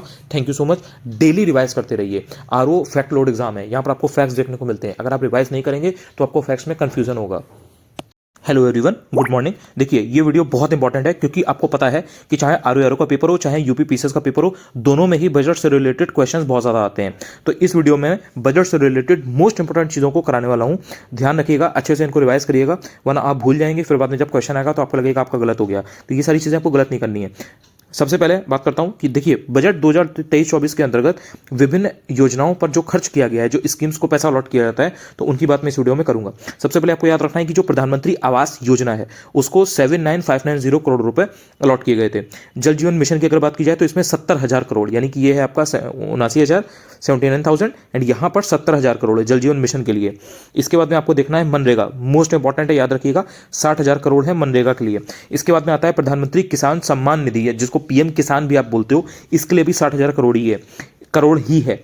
इसके बाद बात आती है बजट 2023-24 में जो प्रमुख मदें हैं, जो मेन जो होते हैं सेक्टर, उनमें किस किस पर एक्सपेंडिचर कितना किया गया है। तो इसमें अगर आप बात करोगे परिवहन यानी कि ट्रांसपोर्ट की, तो इसमें 5,17,034 करोड़ रुपए, तो ये आपको ध्यान रखना है। इसके बाद में आप बात करते हो डिफेंस की, तो इसमें 4,32,720 करोड़ रुपए है। फिर आप बात करते हो ग्रामीण विकास की यानी कि रूरल डेवलपमेंट की, तो इसमें 2,38,204 करोड़ रुपए है। इसके बाद आप बात करते हो शिक्षा की यानी कि एजुकेशन की, तो इसमें आप 1,12,899 करोड़ रुपए देखते हो। देन आप बात करते हो कि बजट 2023-24 के अंतर्गत टॉप 5 ऐसी कौन सी मिनिस्ट्री थी जिन पर ज्यादा खर्च किया गया था। तो इसमें सबसे पहले नंबर पे आती है रक्षा मंत्रालय, आपका डिफेंस मिनिस्ट्री, जिसमें 5.94 लाख करोड़ रुपए खर्च किया गया था। इसके बाद में बात आती है सड़क परिवहन और राजमार्ग मंत्रालय की, यानी कि ministry of road transport and highways, इस पर 2.70 लाख करोड़ रुपए खर्च किया गया था। इसके बाद बात आती है रेल मंत्रालय की, यानी कि मिनिस्ट्री ऑफ रेलवेज, इसमें 2.41 लाख करोड़ रुपए खर्च किया गया था। देन बात आती है उपभोक्ता मामले, खाद्य और सार्वजनिक वितरण मंत्रालय की, इस यानी कि ministry of consumer affairs, food and public distribution, इसमें 2.06 लाख करोड़ रुपए खर्च किया गया था। इसके बाद बात आती है गृह मंत्रालय की, यानी कि मिनिस्ट्री ऑफ होम अफेयर्स, इसमें 1.96 लाख करोड़ रुपए खर्च किया गया था। आई होप कि आपको इससे काफी चीजें समझ में आई होंगी और आपको ये चीजें एटलीस्ट याद हो गई होंगी, क्योंकि ये बहुत इंपॉर्टेंट थी एंड किसी से भी कोई भी क्वेश्चन पूछा जा सकता है। Thank you so much. अगर आपने ये वीडियो यहां तक देखा हो, आप चाहो तो चैनल पर अगर पहली बार आए हो तो सब्सक्राइब भी कर सकते हो। डेफिनेटली अपने दोस्तों के साथ शेयर भी कर सकते हो जो आप की तरह प्रिपरेशन कर रहे हो। चाहो तो टेलीग्राम भी ज्वाइन कर सकते हो, अनुज चतुर्वेदी यूपीपीएससी है, उसी पर मैं सारी पीडीएफ वगैरह जो भी चीज़ें होती हैं वो टाइम टू टाइम में डालता रहता हूं, वो कहने की जरूरत नहीं पड़ती है। Thank you so much. लगातार रिवाइज करो, इस टाइम पर रिवीजन करना किसी भी चीज़ से ज़्यादा इंपॉर्टेंट है। अगर रिवाइज करोगे तो ही ऊपर आओगे। आपको लगता है ना कि ऐसी आप क्या चीज़ कर लो अगले आखिरी के 15-20 दिनों में, 1 महीने में, 1.5 महीने में, कि आप औरों से आगे आ पाओ। This is the main thing. Revise करना है आपको, you have to revise anyhow, जितना ज़्यादा कर सको उतना बेटर है। Hello everyone, good evening. देखिए, इस वीडियो में बहुत ही इंपॉर्टेंट चीजें मैं कराने वाला हूं आपके आरओ 2023 के प्रीलिम्स एग्जाम के लिए, जो कि 11 फरवरी को शेड्यूल्ड है, और उसके बाद में यूपीपीएससी 2024 जो कि मार्च में शेड्यूल्ड है, उसके लिए भी ये चीज इक्वली हेल्प करने वाली है। देखिए, केंद्रीय बजट 2023-24 के अकॉर्डिंग आपको ये पता होना चाहिए कि रुपया कहां से आता है, यानी कि जो पैसे हैं वो कहां से आते हैं, किधर से आते हैं और कहां पर जाते हैं। तो इसमें पहले ये मैं आपको बताने वाला हूं इस वीडियो में कि रुपया कहां से आता है। तो इसमें जो टॉप 6 है उसमें सबसे पहले नंबर पर आपको देखना है कि जो उधार होता है और जो अन्य देयताएं होती है, जहां पर पैसा दिया गया होता है तो वहां बोरोइंग से जो पैसा आता है उसका जो प्रतिशत होता है, जो परसेंटेज होता है, वो एटलीस्ट 34% होता है। तो 34% आपको याद रखना है, नंबर 1 होता है ये। इसके बाद में जो माल और सेवा कर होता है यानी कि गुड्स एंड सर्विसेज टैक्स, जिसको आप जीएसटी बोलते हो, तो 17% पैसा इससे आ जाता है। जीएसटी का कलेक्शन बहुत तगड़ा हो गया है एनडीए की सरकार में। इसके बाद में अगर आप बात करते हो निगम कर की यानी कि कॉर्पोरेशन टैक्स की, तो ये 15% के आसपास रहता है। 15% के आसपास आपको कॉर्पोरेशन टैक्स से आ जाता है। देन इसके बाद में आप बात करते हो इनकम टैक्स की यानी कि आयकर की, इसमें भी आपको 15% के आसपास इनकम टैक्स के थ्रू पैसा मिलता है। देन केंद्रीय उत्पाद शुल्क की अगर आप बात करते हो यानी कि जो यूनियन एक्साइज ड्यूटीज है, तो इनमें आपको 7% के आसपास जो है वो देखने को मिलता है, रुपया यहाँ से आता है 7% के आसपास। देन अगर आप बात करते हो सीमा शुल्क की यानी कि कस्टम ड्यूटीज़ की, तो उसमें 4% के आसपास आपको 4% बेसिकली देखने को मिलता है, रुपया यहाँ से आता है। अब बात आती है कि रुपया कहाँ कहाँ जाता है यानी कि कैसे कैसे आप खर्च करते हो, किन किन चीज़ों में, कहाँ कहाँ पर पैसा चला जाता है। तो इसमें सबसे पहले नंबर पे आता है ब्याज की अदायगी यानी कि जो आप इंटरेस्ट को पे करते हो, तो उसमें आपका चला जाता है 20% यानी कि जो सरकारी तरफ से जाता है तो वो जाता है 20%। देन करों और शुल्कों में राज्यों का जो हिस्सा होता है यानी कि टैक्सेस में जो स्टेट का हिस्सा होता है, तो वो चला जाता है 18%। देन उसके बाद में जो केंद्रीय क्षेत्र की योजना होती है यानी कि जो सेंट्रल सेक्टर की स्कीम्स है, 17% पैसा उसमें चला जाता है। देन उसके बाद में जो वित्त आयोग है और जो अन्य अंतरण है जहां जहां ट्रांसफर करना होता है, तो फाइनेंस कमीशन और अदर जो ट्रांसफर करने होते हैं उनमें चला जाता है करीब 9%। इसके बाद में क्या होता है कि कुछ कुछ केंद्र प्रायोजित योजनाएं होती हैं यानी कि उनको सेंटर स्पॉन्सर करता है कि भाई ये लो, इसमें हम पैसा दे रहे हैं, तुम बस ये चलाओ। तो इस टाइप की जब चीजें होती हैं तो उनमें फिर आपका 9% के आसपास पैसा जाता है। एंड देन जब आप रक्षा की बात करते हो यानी कि डिफेंस की, तो उसमें 8% के आसपास पैसा जो है वो खर्च किया जाता है। तो ये कुछ मोस्ट इंपॉर्टेंट चीज़ें हैं, इन्हीं इसके अराउंड बजट में चीज़ें आपसे पूछी जाती हैं। इसके अलावा बस एक स्कीम का सेक्टर है, जो सेक्शन है वो और बचता है, तो वो भी मैं आपको डेफिनेटली करा दूंगा। I hope you like this video. अगर पहली बार चैनल पर आए हो तो आप चाहो तो चैनल को सब्सक्राइब भी कर सकते हो, शेयर भी कर सकते हो अपने दोस्तों के साथ जो कि प्रिपरेशन कर रहे हो। और इसके अलावा अगर आप चाहो तो टेलीग्राम ज्वाइन कर सकते हो। मैं तो कहूँगा ज्वाइन कर लेना, वहाँ पर आपको फायदा ही होगा, क्योंकि मैं बहुत सारी चीज़ें ऐसे ही भेजता रहता हूँ, फ्री ऑफ कॉस्ट PDF में भेजता रहता हूँ वहाँ पर, तो आपको बहुत सारी चीज़ें सीखने को मिलेंगी वहाँ से। Thank you so much. Daily revise करो, रिवीजन में किसी तरीके की कोई भी लापरवाही इस समय नहीं होनी चाहिए आपके थ्रू। हेलो एवरीवन, देखिए बजट 2023-24 जो था उसमें जो व्यक्तिगत आयकर है यानी कि जो इंडिविजुअल इनकम टैक्स है, उसके बारे में यहाँ पर इस वीडियो में बात करने वाला हूँ। एक बहुत ही इंपॉर्टेंट सेक्शन होता है ये बजट में, जब इसके बारे में डिस्कस किया जाता है तो ऑब्वियसली ये और इंपॉर्टेंट हो जाता है आपके एग्जाम के लिए। तो इसलिए RRO 2023 का प्रीलिम्स जो कि 11 फरवरी को शेड्यूल्ड है, एंड देन उसके बाद UPPC 2024 का प्रीलिम्स जो कि मार्च में शेड्यूल्ड है, दोनों के लिए ये बहुत इंपॉर्टेंट है, तो ध्यान रखिएगा। देखिए जो नई टैक्स स्लैब है, तो उसमें 0 से 3 लाख रुपए तक का अगर है तो उसमें 0 टैक्स है, कोई टैक्स नहीं देना आपको। देन 3 से 6 लाख रुपए तक का है तो उसमें 5% टैक्स है। 6 से 9 लाख रुपए तक का है तो उसमें 10% का टैक्स है। एंड देन 9 से 12 लाख तक का है तो उसमें फिर 15% टैक्स आता है। 12 से 15 लाख तक का अगर है रुपया तो उसमें 20% टैक्स है। एंड देन 15 लाख से ऊपर अगर किसी का है तो फिर उसका 30% टैक्स रहता है। अब इसके अलावा कुछ कुछ जो मेन चीजें हैं बजट की वो आपको याद रखने हैं, फैक्चुअल चीजें हैं। बजट 2023-24 के अकॉर्डिंग जो सेंटर का बजट था, कुल 45.03 लाख करोड़ रुपए का ये बजट था। ठीक है, आपको याद रखना है, एग्जैक्ट डिजिट आपके सामने है, तो इस तरह से आपको अप्रोक्सीमेट डेटा याद रखना पड़ेगा। अब इसमें जो राजस्व प्राप्तियां यानी कि जो रेवेन्यू रिसीट्स रहती हैं वो आपकी हो जाएंगी 26-32-281। इसी तरह से याद रख लीजिएगा, ईजी रहेगा थोड़ा। 26-32-281 ये टोटल जो रिसीट्स है ना उनमें से है। इसमें ये रेवेन्यू वाली है, और जो कैपिटल वाली रहेंगी यानी कि पूंजीगत प्राप्तियां वो हो जाएंगी आपकी 1870-816 करोड़ रुपए। ठीक है, ये कैपिटल रिसीट्स हो गई। अब इसके बाद में जो कुल खर्च है, भाई ये तो रिसीव किया है आपने, टोटल रिसीट्स है। अब जो कुल खर्च है यानी कि एक्सपेंडिचर वो कितना है, तो वो आपका हो जाएगा 4503,097, वही सेम वाला है जो आपने यहाँ आपको मिल रहा था ना, वही वाला है। तो अब इसमें क्या होता है कि इसमें भी सेम चीज़ होती है कि इसमें भी खर्च होता है, देन पूंजीगत खर्च होता है, राजस्व खर्च होता है यानी कि revenue expenditure and capital expenditure. तो इसमें जो रेवेन्यू एक्सपेंडिचर है, राजस्व खर्च है, वो आपका 3502,136 करोड़ रुपए हो जाएगा, और जो आपका पूंजीगत खर्च है वो आपका 10,00961 करोड़ रुपए हो जाएगा। इसके अलावा कुछ कुछ घाटे होते हैं यानी कि डेफिसिट, वो बहुत इंपॉर्टेंट होते हैं, उनका आपको जरूर से पता होना चाहिए। तो अगर आप 2023-24 की बात करो जो बजट अनुमान है, तो उसमें जो राजकोषीय घाटा है वो जीडीपी का 5.9% एक्सपेक्टेड है। अब 5.9% जीडीपी का करीब कितना कितना आएगा, तो ये आपका आ जाएगा 17,86,816 करोड़ रुपए। ठीक है, और ये फिस्कल डेफिसिट है यानी कि ये राजकोषीय घाटा है, तो इसमें आपको कंफ्यूजन में नहीं आना है। देन इसके बाद में बात आती है राजस्व घाटे की, तो ये हो जाएगा जीडीपी का 2.9%। ये कितना है रेवेन्यू डेफिसिट, 8,69,855 करोड़ रुपए। इसके बाद में बात आती है प्रभावी राजस्व घाटा की यानी कि इफेक्टिव रेवेन्यू डेफिसिट, तो ये हो जाएगा जीडीपी का 1.7% यानी कि 4,99,867 करोड़ रुपए।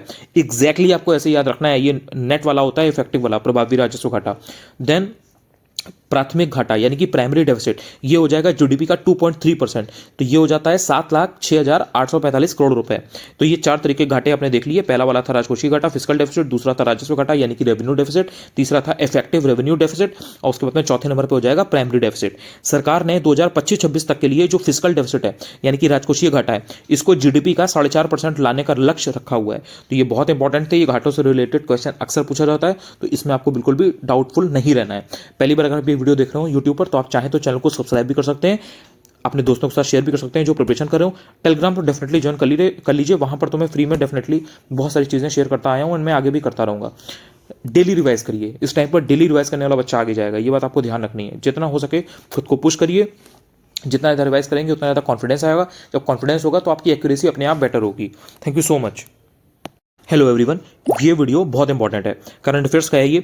आरओ 2023 का प्रीलिम्स हो जो कि 11 फरवरी 2024 को शेड्यूल्ड है, या फिर यूपीपीसी 2024 का प्रीलिम्स हो जो कि मार्च में शेड्यूल्ड है। दोनों के लिए इक्वली इंपॉर्टेंट है। देखिए, कोविड वैक्सीन के ऊपर लगातार क्वेश्चन पूछा जा रहा है यूपीपीसी में, आरओ में भी पूछा जा सकता है, कोई बड़ी बात नहीं है।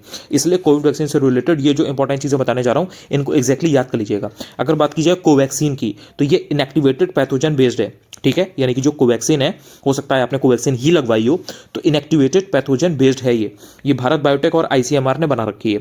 इसके बाद बात आती है कोविशील्ड की। तो कोविशील्ड जो है ना, वो non replicating adeno virus vector से बनाई गई है।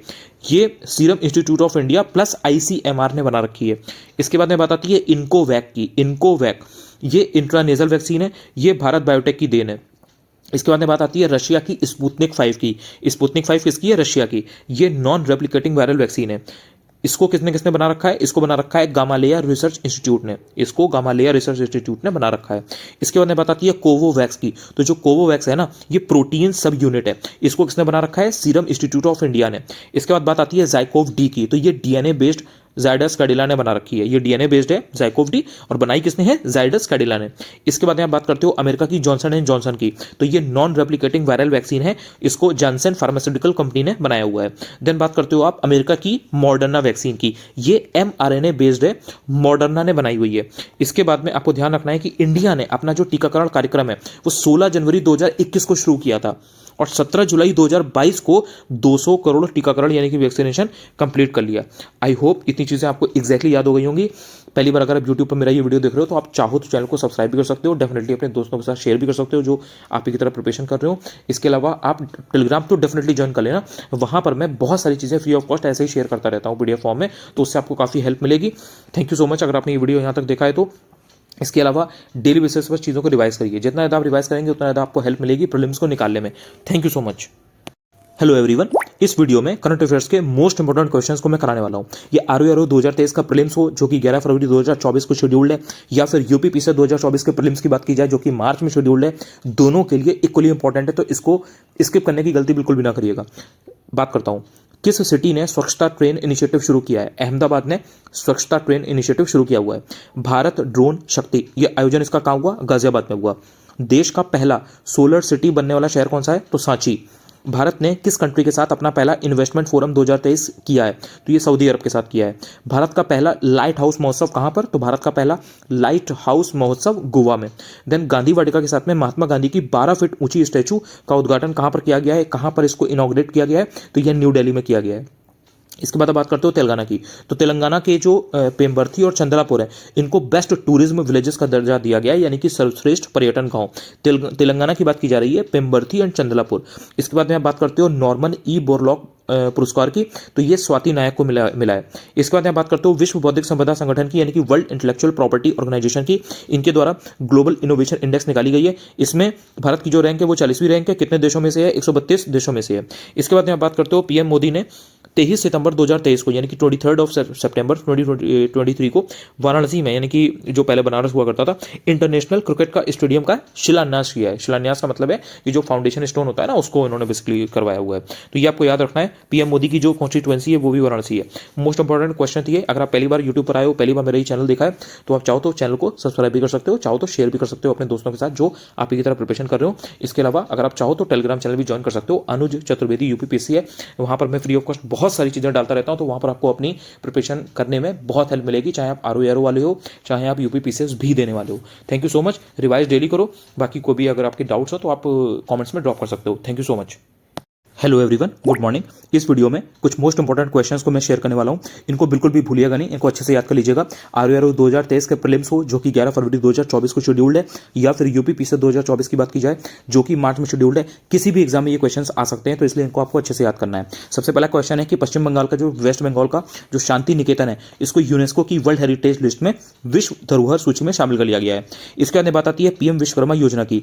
पीएम विश्वकर्मा योजना के थ्रू जो कारीगर हैं, इनको केंद्र सरकार ऋण यानी कि जो क्रेडिट है उस पर 8% की सब्सिडी देगी। आपको याद रखना है जो पीएम विश्वकर्मा योजना है, ये भी ऑब्वियसली मैंने करवाई हुई है, ये आपको इसके बारे में ढंग से पता होना चाहिए। इसके बाद में बात आती है ओडिशा की। ओडिशा ने एक सब्सिडी योजना यानी कि वन सब्सिडी स्कीम निकाली हुई है। इसके बाद में इसमें है क्या क्या, देखिए, स्टेट में इन्वेस्टमेंट को यानी कि निवेश को अट्रैक्ट करने के लिए, और इसके अलावा जो स्टेनलेस स्टील है उसके प्रोडक्शन को बढ़ावा देने के लिए, प्रमोट करने के लिए इन्होंने ये जो सब्सिडी स्कीम है ये निकाली हुई है। आजकल अगर आपने देखा होगा तो जो नॉर्मल टीवी वगैरह पे ओडिशा के जो टूरिज्म वगैरह के उनके बहुत सारे ऐड आते रहते हैं, काफ़ी प्यारा ऐड बना रखा है ऑल्दो उन्होंने। तो इस समय ओडिशा जो है वो अपने यहाँ इन्वेस्टमेंट को अट्रैक्ट करने के लिए, टूरिज्म को अट्रैक्ट करने के लिए काफ़ी चीज़ें कर रहा है, काफ़ी प्रयास कर रहा है, काफ़ी इनिशिएटिव्स लॉन्च कर रहा है, तो आपको याद रखना है। देन जो भरतनाट्यम नृत्यांगना है सरोजा वैद्यनाथन, न्यू दिल्ली में उनका निधन हो गया है। इसके अलावा महाराष्ट्र की अगर आप बात करोगे तो महाराष्ट्र की जो गवर्नमेंट है, वहाँ की जो सरकार है, उसने एडॉप्ट अ स्कूल योजना ये इन्होंने शुरू की है, उसके इम्प्लीमेंटेशन का यानी कि कार्यान्वयन का ऑर्डर दिया है। एडॉप्ट अ स्कूल योजना याद रखना है आपको, महाराष्ट्र की है ये। इसके बाद में पीएम मोदी ने G20 के अगले दौर यानी कि जो नेक्स्ट फेज है उसकी अध्यक्षता के लिए ब्राजील को सौंप दिया गया है। इसमें नेक्स्ट वाली जो ब्राजील में होगी आपको याद रखना है बेसिकली, कि अगर आपसे पूछा जाए नेक्स्ट वाली कहाँ होगी, अगली वाली कहाँ होगी, तो वो ब्राजील में होगी। इसके बाद बात आती है कि डैम सेफ्टी यानी कि बांध सुरक्षा पर इंटरनेशनल सम्मेलन किया गया है। किसके द्वारा किया गया है, तो यहां पर आपको ध्यान देना है कि ये जो ministry of environment and forest लिखा हुआ है, ये ministry of environment and forest नहीं होगा, यहां पर होगा मिनिस्ट्री ऑफ जल शक्ति। तो यहां पर ये एक एरर है, इसको करेक्ट कर लीजिएगा। इसके बाद में बात आती है कि महाराष्ट्र ने जीता है, क्या जीता है, नेशनल लेवल पर, लेकिन क्या जीता, व्हीलचेयर रग्बी चैंपियनशिप 2023। यही यहाँ पर लिखा हुआ है हिंदी में कि राष्ट्रीय स्तर पर रग्बी, लेकिन व्हीलचेयर वाली है, उसकी चैंपियनशिप जीत ली है महाराष्ट्र ने। इसके अलावा आप बात करते हो फोनपे की, तो फोनपे ने शेयर मार्केट नाम से एक नया मोबाइल ऐप लॉन्च किया है, फोनपे ने किया है, याद रखिएगा। इसके बाद में जो प्रोजेक्ट 17A है उसका 7वां प्लस आखिरी यानी कि लास्ट स्टेल्थ यानी कि स्टेल्थ फ्रिगेट, इसका नाम क्या है, महेंद्र गिरी, ये इन्होंने लॉन्च किया है, महेंद्र गिरी। अगर आपने पहली बार ये वीडियो मेरा देखा हो तो आप चाहो तो चैनल को सब्सक्राइब भी कर सकते हो, डेफिनेटली अपने दोस्तों के साथ शेयर भी कर सकते हो जो प्रिपरेशन कर रहे हो। अगर आप चाहो तो टेलीग्राम पर भी ज्वाइन कर सकते हो, वहाँ पर मैं बहुत सारी चीज़ें फ्री ऑफ कॉस्ट PDF की फॉर्म में शेयर करता रहता हूँ जो आपकी प्रिपरेशन में आपको बहुत हेल्प करेंगी, चाहे आप आरओआरओ की प्रिपरेशन कर रहे हो या फिर आप यूपीपीसी 2024 की प्रिपरेशन कर रहे हो। डेली इस टाइम पर रिवाइज करो, जो रिवाइज करेगा वो बाकी कैंडिडेट्स से आगे जाएगा। Thank you so much. Hello everyone, good morning. इस वीडियो में मैं मोस्ट इंपॉर्टेंट क्वेश्चंस को करंट अफेयर्स के कराने वाला हूं। आरओआरओ 2023 का प्रीलिम्स एग्जाम हो जो कि 11 फरवरी 2024 को शेड्यूल्ड है, या फिर यूपीपीसी 2024 के प्रीलिम्स की बात की जाए जो कि मार्च में शेड्यूल्ड है, दोनों ही एग्जाम के लिए ये क्वेश्चंस बहुत इंपॉर्टेंट है, तो इनको अच्छे से याद कर लीजिएगा। संभव पोर्टल की अगर बात की जाए तो ये पोर्टल, संभव पोर्टल किस चीज़ के लिए है, देखिए, जो जन शिकायतें हैं उनके निपटान तथा यानी कि जो रिड्रेसल ऑफ पब्लिक कंप्लेंट्स है, जो ग्रीवेंसेस है, उनके रिड्रेसल के लिए, जन शिकायतों के निपटाने के लिए, तथा सार्वजनिक वितरण प्रणाली यानी कि जो पब्लिक डिस्ट्रीब्यूशन सिस्टम है, इसमें पारदर्शिता यानी कि ट्रांसपेरेंसी लाने के लिए संभव पोर्टल है, याद रखिएगा, बहुत इंपॉर्टेंट है। इसके बाद बात आती है जल दूत ऐप की। जल दूत ऐप क्या है, गांव में जो कुओं के जल में जो जल स्तर है यानी कि जो वाटर लेवल है उसकी जानकारी के लिए, उसकी इन्फॉर्मेशन के लिए जल दूत ऐप है। इसके बाद बात आती है आभा मोबाइल ऐप की, तो जो आभा मोबाइल ऐप है ये हेल्थ रिकॉर्ड मैनेज करने के लिए है। इसके बाद बात आती है आयु ऐप की। आयु ऐप योगा के थ्रू पुरानी बीमारियों प्लस जो लाइफस्टाइल रिलेटेड डिसीजेज हैं यानी कि जो बीमारियां हैं, विकार हैं, उनको दूर करने के लिए है आयु ऐप। इसके बाद बात आती है ई कुंभ पोर्टल की। ई कुंभ पोर्टल है इंजीनियरिंग का जो सिलेबस है और जो बुक्स हैं उसको अवेलेबल कराने के लिए, ई कुंभ पोर्टल। देन बात आती है परीक्षा संगम पोर्टल। परीक्षा संगम पोर्टल सभी बोर्ड एग्जाम से रिलेटेड फैसिलिटी के लिए, सुविधा के लिए परीक्षा संगम पोर्टल है। इसके बाद में बात आती है बीच विजिल ऐप, यानी कि बीच विजिल ऐप समुद्र तटों के हॉलिस्टिक मैनेजमेंट के लिए, समग्र प्रबंधन के लिए बीच विजिल ऐप है। इसके बाद आपको याद रखना है कि जो पीएम किसान ऐप है ये फार्मर्स की हेल्प के लिए है, बहुत इंपॉर्टेंट है ये पीएम किसान ऐप। इसके बाद बात आती है ई अमृत ऐप की, ये इलेक्ट्रिक मोबिलिटी को बढ़ावा देने के लिए यानी कि प्रमोट करने के लिए है। इसके बाद आधार फेस RD ऐप, ये चेहरा प्रमाणीकरण के लिए यानी कि फेस आइडेंटिफिकेशन के लिए है। इसके बाद बात आती है निदान पोर्टल की, जो तस्करी होती है यानी कि ट्रैफिकिंग, उससे जुड़े जो भी क्रिमिनल्स हैं उनके डिस्क्रिप्शन के लिए जारी की गई है। निदान पोर्टल। इसके बाद में बात आती है लकी बिल ऐप की। तो जो लकी बिल ऐप है ये जीएसटी की जो चोरी होती है उस पर अंकुश लगाने के लिए केरल गवर्नमेंट के द्वारा लॉन्च किया गया है लकी बिल ऐप। इसके बाद बात आती है ई डर पोर्टल की। तो जो रोड एक्सीडेंट्स हैं उनकी तुरंत जानकारी प्रदान करने के लिए ई डर पोर्टल है। इसके बाद में बात आती है एआईएस ऐप की। तो जो इनकम टैक्स है उससे रिलेटेड जानकारी देखने के लिए एआईएस ऐप है। इसके बाद में बात आती है स्केल ऐप की। तो जो चमड़ा उद्योग है ना, लेदर इंडस्ट्री, उसका स्किल सीखने, उसका इवेल्यूशन करने और देन एम्प्लॉयमेंट वगैरह की जो ज़रूरतें हैं ना उनके लिए स्केल ऐप है। मोस्ट इंपॉर्टेंट है, याद रखिएगा। देन बात आती है मेरी लाइफ ऐप। तो जो इन्वायरमेंट का कंजर्वेशन है यानी कि पर्यावरण का संरक्षण, उसके लिए मेरी लाइफ ऐप है। इसके बाद बात आती है युवा पोर्टल की। युवा पोर्टल मोस्ट इंपॉर्टेंट है। स्टार्टअप की अगर आपको हेल्प लेनी है, स्टार्टअप की हेल्प के लिए, उसके लिए युवा पोर्टल है। Then call before you dig app. Call before you dig app ये किस चीज़ के लिए है? ये है ऑप्टिकल फाइबर केबल को नुकसान से बचाने के लिए। भाई ऑप्टिकल फाइबर पड़ी हुई हैं, आपने बताया नहीं, आपने कहीं पर भी खोद दिया, पता लगा उसमें तार वार कट गए, तो उस लिए उन्होंने वो कर रखा है लाइक कि call before you dig app, कि आप पहले कॉल करो तो आप उसके बाद में आप डिग करो। तो ये ऑप्टिकल फाइबर केबल को नुकसान से बचाने के लिए है। इसके बाद में आती है बात आब प्रहरी ऐप की। शहरी क्षेत्रों में जल भराव यानी कि जो वाटर लॉगिंग की समस्या है उससे निपटने के लिए आब प्रहरी ऐप है। आपने दिल्ली का हाल देखा होगा, अभी जब बरसात का सीजन था, बारिश का सीजन था, आपने दिल्ली का, हरियाणा का आपने हाल देखा होगा, बहुत ज़्यादा पानी था रोड पर, जो मेन पॉश एरियाज है वहाँ पर ये हाल था। इसके अंदर बात आती है SHWAS यानी कि श्वास ऐप। स्टेट की जो सैनिटेशन वर्कर्स हैं या जो उनके फैमिली मेंबर्स हैं उनके वेलफेयर के लिए, उनके कल्याण के लिए श्वास ऐप है। आई होप ये जो 20 ऐप मैंने आपको करवाई हैं इनको आप याद रखेंगे। Chances are very very high कि आपको इन्हीं में से एक क्वेश्चन एग्जाम में देखने को मिल जाएगा, अगर पोर्टल से रिलेटेड या वेब से इस तरीके की वेब पोर्टल से रिलेटेड कोई क्वेश्चन एग्जाम में आएगा। तो अगर आप पहली बार यूट्यूब पर मेरा वीडियो देख रहे हैं तो डेफिनेटली चैनल को सब्सक्राइब कर लीजिए। मुझे ऐसी उम्मीद है कि आपको ये वीडियो अच्छा लगा होगा। अगर आप चाहें तो टेलीग्राम पर भी ज्वाइन कर सकते हैं, अनुज चतुर्वेदी यूपीपीएससी आप सर्च करोगे आपको इजीली मिल जाएगा। वहां पर मैं बहुत सारी चीजें फ्री ऑफ कॉस्ट ऐसे ही शेयर करता रहता हूं सो दैट आपकी प्रिपरेशन अच्छी हो सके आरओ एंड यूपीपीएससी 2024 के लिए। लगातार प्लीज रिवाइज करते रहिए। रिवाइज करेंगे तो आपकी कॉन्फिडेंस आपके अंदर आएगा, आपकी एक्यूरेसी भी अच्छी बनी रहेगी। रिवाइज नहीं करेंगे तो आपको यही लगेगा कि आपने पढ़ा तो है बट आप चीज़ों को रिटेन नहीं कर पा रहे हैं एंड आपको कंफ्यूजन ज़्यादा होगा। Thank you so much. Hello everyone, इस वीडियो में करंट अफेयर्स के कुछ मोस्ट इंपॉर्टेंट क्वेश्चंस को मैं डिस्कस करने वाला हूं। चाहे आरओ 2023 का प्रीलिम्स हो जो कि 11 फरवरी 2024 को होने वाला है, या फिर यूपीपीएससी 2024 के प्रीलिम्स की बात करो जो कि मार्च में होने वाला है, दोनों के लिए ये सारे क्वेश्चंस इक्वली इंपॉर्टेंट है, तो इनको बिल्कुल भी गलत ना करिएगा। देखिए, सबसे पहले है एक्सरसाइज युद्ध अभ्यास 2023। ध्यान रखना है आपको, ये इंडिया और यूएस के बीच है, यानी कि भारत अमेरिका। कब से कब तक हुआ है? ये 25 सितंबर से 8 अक्टूबर के बीच में हुआ है। वेरी इंपॉर्टेंट, याद रखिएगा। अलास्का के फोर्ट वेनराइट में ये हुआ था और ये थल सेना का है, यानी कि आर्मी का है। इसके बाद में बात आती है सिम्बैक्स की। सिम्बैक्स 2023 ये इंडिया और सिंगापुर के बीच में हुई है। कहाँ पर हुई है? सिंगापुर में हुई है। ये नेवी की है, यानी कि नौसेना की है। कब से कब तक हुई है? 21 से 24 सितंबर 2023 के बीच में। इसके बाद में बात आती है ऑस इंडेक्स की। ऑस इंडेक्स 2023 ये नेवी की है, यानी कि नौसेना की। ये इंडिया और ऑस्ट्रेलिया के बीच में हुई है और ये कहां पर हुई है? सिडनी में, यानी कि ऑस्ट्रेलिया में। कब से कब तक हुई है? 22 से 25 अगस्त 2023 तक। इसके बाद में बात आती है जायद तलवार 2023 की। ये 8 से 11 अगस्त 2023 तक हुई है। किसके किसके बीच में हुई है? इंडिया और यूएई के बीच में। आपको याद रखना है, जायद तलवार इंडिया और यूएई, नेवी की है ये। और ये कहां पर हुई है? ये पोर्ट राशिद में हुई है। पोर्ट राशिद कहां है? दुबई में। इसके बाद में आप बात करते हो साल्वेक्स की। साल्वेक्स 2023 ये किसके बीच में हुई है? इंडिया और अमेरिका के बीच में। कब से कब तक हुई है? 26 जून से 6 जुलाई के बीच में। कहां पर हुई है? केरला के कोच्चि में। किसकी है ये? इन नेवी की है, यानी कि नौसेना की। इसमें बचाव और विस्फोट आयुध निपटान अभ्यास है ये, salvage and explosive ordnance disposal exercise, इसीलिए इसको साल्वेक्स बोला जाता है। फुल फॉर्म है ये, salvage and explosive ordnance disposal exercise.